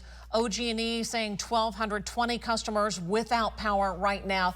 The Oklahoma Electric Company says 917 customers. PSO about 562. So you kind of add insult to injuries. Power lines, they said some of the crews had a hard time even getting to the location because the power lines were down, as we mentioned, over off Nicholas Road and right off 160th as well. We both have friends there that we've been talking to this morning, and really it was kind of a fearful time, you know, the wind coming through, losing the power, and realizing, uh-oh, there's damage out there this morning. Absolutely. Want to get it back out to Natalie Cruz. We've established that live shot once again. Natalie, what's the latest with this family in Wayne? Yes, I am off of Nicholas and 160th. Now, this home behind me, you guys, it is completely destroyed. We have some relatives and friends coming around, taking a look at the property. As you can see, the roof is completely torn off, just so much damage. This house is at a complete loss, but the good news is that the family that lived in this home, they're doing okay. They did the right thing. They went into their basement and then they evacuated to another home when it was safe. So that is the good news. Now, the homes to the right and the left of me, can't see them right now, but those homes, they're still standing and those homes are in good shape. As for the family that lived in this home, just so heartbreaking to see at a complete loss. There was also an auto shop right by me, which I heard from a relative who I spoke with earlier. He owned that auto shop right here next to this home. It was theirs. That's also at a complete loss. So definitely our prayers go out to their families. But just they are assessing the damage. We have the Wayne Sheriff Department out here. I'm sorry, McLean Sheriff Department out here circling around, taking a look at the property. But definitely at a complete loss. We're out here in McLean County. We're going to keep you updated. Natalie, thanks so much. We appreciate it. We did speak with the emergency manager there in McLean County, and he did say that the Red Cross has been called in. You know, a lot of folks don't have power, so they don't even really, they're just trying to assess the needs, but the Red Cross will be available there in McLean County today to help folks out. You bet. I was just looking at some of the damage next to the brick house, which was the auto repair shop. It's hard to even tell what you're looking at. What was, but what caught my eye was just some of the tin up on the power lines, laying over the power lines, almost like a noodle of some sort. It's just crazy what this wind can do. We also asked about the Wayne Public Schools, the buildings there. That is still being looked at, but there may be some roof damage to the school in town. We're going to check back in with the emergency manager on that, but no school in Wayne obviously today, no power in much of Wayne. As you keep that in mind with all of the cleanup that has to happen, a lot of it's going to be done without any power, at least until they get the lights back on. Just real quickly, in Seminole, schools starting late at 10, buses running at 9. We're also hearing from Wewoka. There will be a late start to school. They're letting these storms get by. Then they're going to assess what exactly they can do with schools. Let's get back over to Lacey right now for an update where we stand as far as these storms that have, boy, they have boogied across the state this morning. Lacey? Absolutely. It was about midnight when these storms flared up in far western Oklahoma. At about 10 p.m., they were in our panhandle with tornado warnings. And our team of trackers were on them then. And guys, they've been tracking them all night, and they're still on these storms this morning. This is such a potent upper level storm, blizzard warnings, major winter storm to our north, and on the tail end, spring-like weather. And by the way, let's zoom in and give folks a heads up. If you have friends or family in the Dallas Metroplex, there is a tornado that is confirmed on the ground that is headed towards that area. And I do believe there are two. There are two tornado warnings. Here's the storm a little bit to the west of Fort Worth, Texas, another one west of Denton. Both of these confirmed on the ground and are making their track to the northeast. May go north of Dallas, but this is going to go north of Dallas in the Dallas Metro coming up in the next hour. Now, in Oklahoma, what we have going on, no tornado warnings. No tornado warnings currently. The rain has ended in Oklahoma City. Heavy rain to the east, still tracking thunderstorms that could produce some severe wind and hail moving into Hughes County and Ada, and no severe weather down in south central Oklahoma as we speak. So let's zoom in and kind of work our way down the line, basically Creek County, back down into the Stroud area, the Prague area, down into Seminole, still getting the rain. Shawnee, you're not quite done. You still have some showers. Thunderstorms from Wetumpka to Holdenville, down to Ada. Val and Amy Castor still monitoring these storms. Val, again, started yesterday afternoon in the Panhandle and is now over here near Wetumpka and watching these storms, still getting a couple areas. There's Val's location. And there's Jeremy, same thing. Jeremy's done the same thing along with Tom and Hank and Marty. They've all been out overnight, and these storms are weakening some, but I'm not saying the tornado threat is over. And as we look further to the south near Sulphur, Ardmore, this line could produce up to some nickel and dime size hail. Let's look for any circulation and look at velocity, Hannah, over near Holdenville, over near Wetumpka, down to Stonewall, down to Tishomingo even. It just takes these small little areas that tighten quickly to give us big time problems. What are we seeing? Tishomingo, nothing too awfully tight, still circulating, still spinning as these storms make their way off to the east towards 377. Also an area there that Val is monitoring. Zooming in a little bit closer, crossing over near Allen. So from Allen, this is going to head up towards Calvin and make its way off towards the northeast. That is an area of spin, not tight enough for a tornado warning, but something that we are monitoring.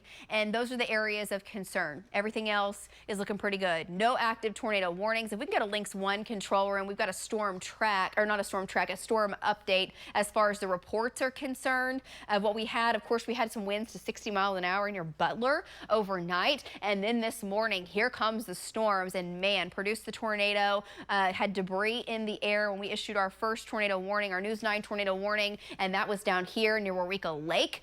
That storm started to weaken and then continued to ramp up once it got further to the east. It's the same storm that came in near Lindsay and did some damage there. Produced, we know, the confirmed tornado. Jeremy Carter was in it near the town of Wayne, and another tornado that was just to the west of Winnett. So we know we've had at least 3 tornadoes, if not more. I know we've got the video also we can show you a little bit later. We'll get to that from Jeremy Carter because he was right there with the storm near Wayne. So that's what we had go on. Nothing severe this morning as of right this minute. No tornado warnings. We're watching it for folks down to the southeast. We'll get you your forecast. We're going to check back in with the damage. We'll have much more for you. We're going to take a quick break. We'll be right back. Stay with News 9. We'll keep you advised.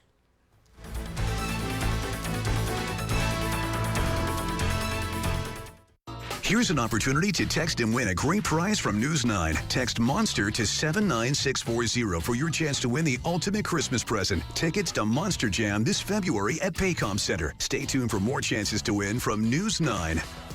Garage doors always break at the worst time. If you need help, Precision is here for you. When we come out to fix your garage door, we're going to do it right the first time, and we're not going to be out here for at least another decade. Quality service quickly. That's what you get at Precision. Precision Door Service, the name you can trust. After my recent back surgery, the only mattress that really helped me to sleep was the patented Heirloom mattress. The patented Microtouch coil relieves those restless nights. Another exclusive at the newly remodeled Bob Mills Sleep Spa. Now, let's get you out of pain. Is your furnace struggling to keep up with the cold temperatures? Airco will come to your home and diagnose what's wrong with your system. So if you want to avoid getting caught in the cold this winter, it's time to call or text Airco.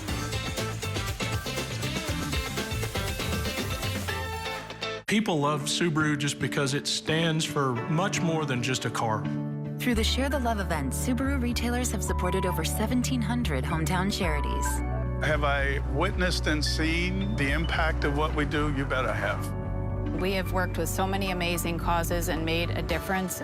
By the end of this year, Subaru and our retailers will have donated over $250 million to charity. It's about more than just selling cars. The Subaru Share the Love event, going on now.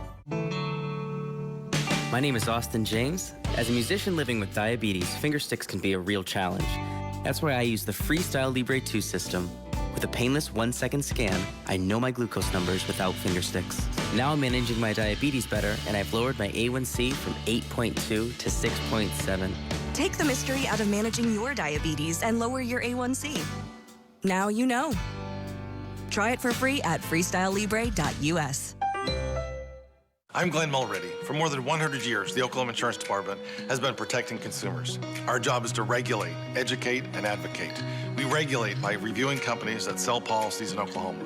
We educate in all things insurance as a non-biased source for information. And we advocate for a strong and competitive insurance market to give you choices to meet your family's needs. Our mission is to provide dedicated and well-trained employees who will protect Oklahoma consumers. We are proud to serve all Oklahomans. I'm Commissioner Mulready, and we are OID. Hey Oklahoma, let's finish off this year and kick off the new one right with a new Dodger Jeep from a dealer you know will treat you right, Joe Cooper. The Cooper family has been in the car business for over 75 years, and Joe continues to grow with 2 new Dodge Jeep dealerships and a huge selection of new Rams and Jeeps in stock with big year-end discounts. Plus, Joe guarantees to give you at least $500 more for your trade-in than any other Dodge Jeep dealer. So drive with the name you know, Joe Cooper. Who loves you, Oklahoma? With winter in full swing, it's a great time to upgrade your furnace. For a limited time, when you purchase a qualifying air conditioner from Airco, we'll give you a furnace absolutely free. It's time to call Airco Service, the company you know. It's the Bob Mills Christmas Countdown, and everything is going so fast, even in Sleep Spa. Any brand, size, or price mattress gives you 20% in additional bedroom furniture free. Time's running out during the Bob Mills Christmas Countdown. News 9's Drive Time Traffic Report, brought to you by Pike Pass.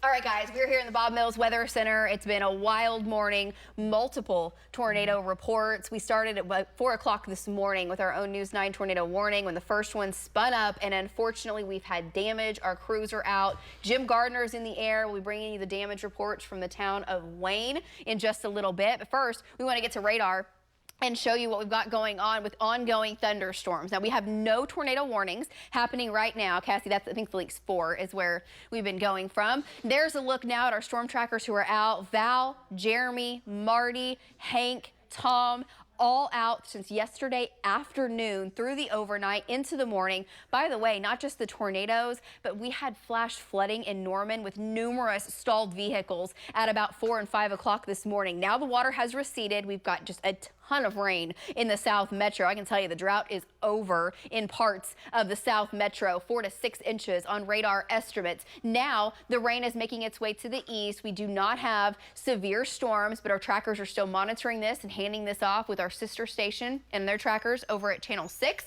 We'll zoom it in, take a closer look. Cassie's got radar here on Next Gen Live. The main line runs from Tulsa to Henrietta to Holdenville to Ada to Sulphur down to Ardmore. Still getting rain from Pauls Valley to Purcell.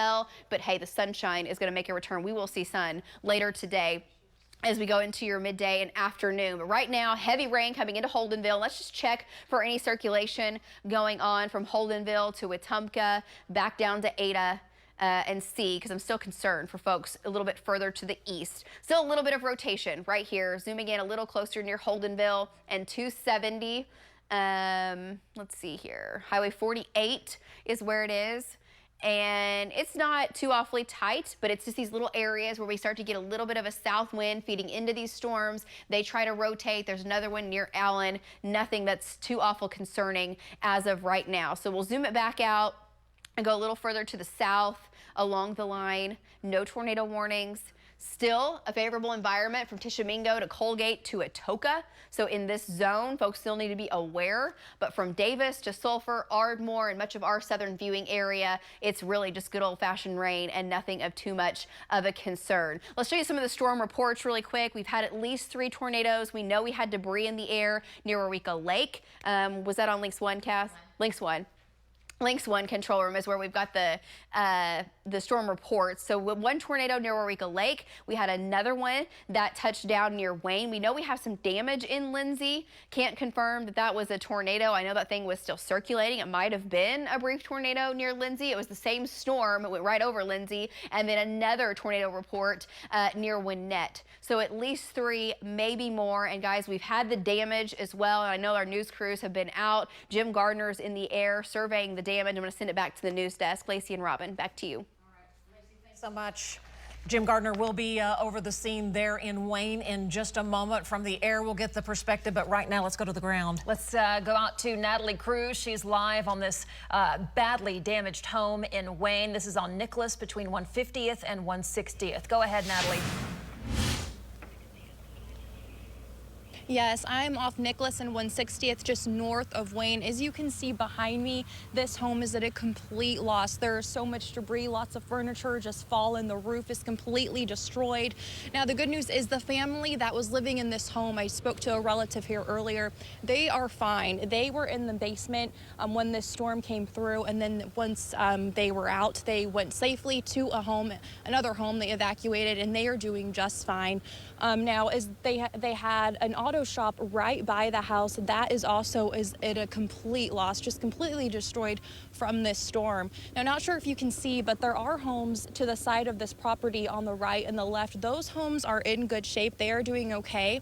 Right now, there's a bunch of relatives and crews surrounding the property, going around just assessing the damage. We saw some folks come into the property earlier to check out the damage that was there, and as you guys can see, both are at a complete loss. So of course our hearts go out to them. We're going to stay here in McLean County and keep you guys updated.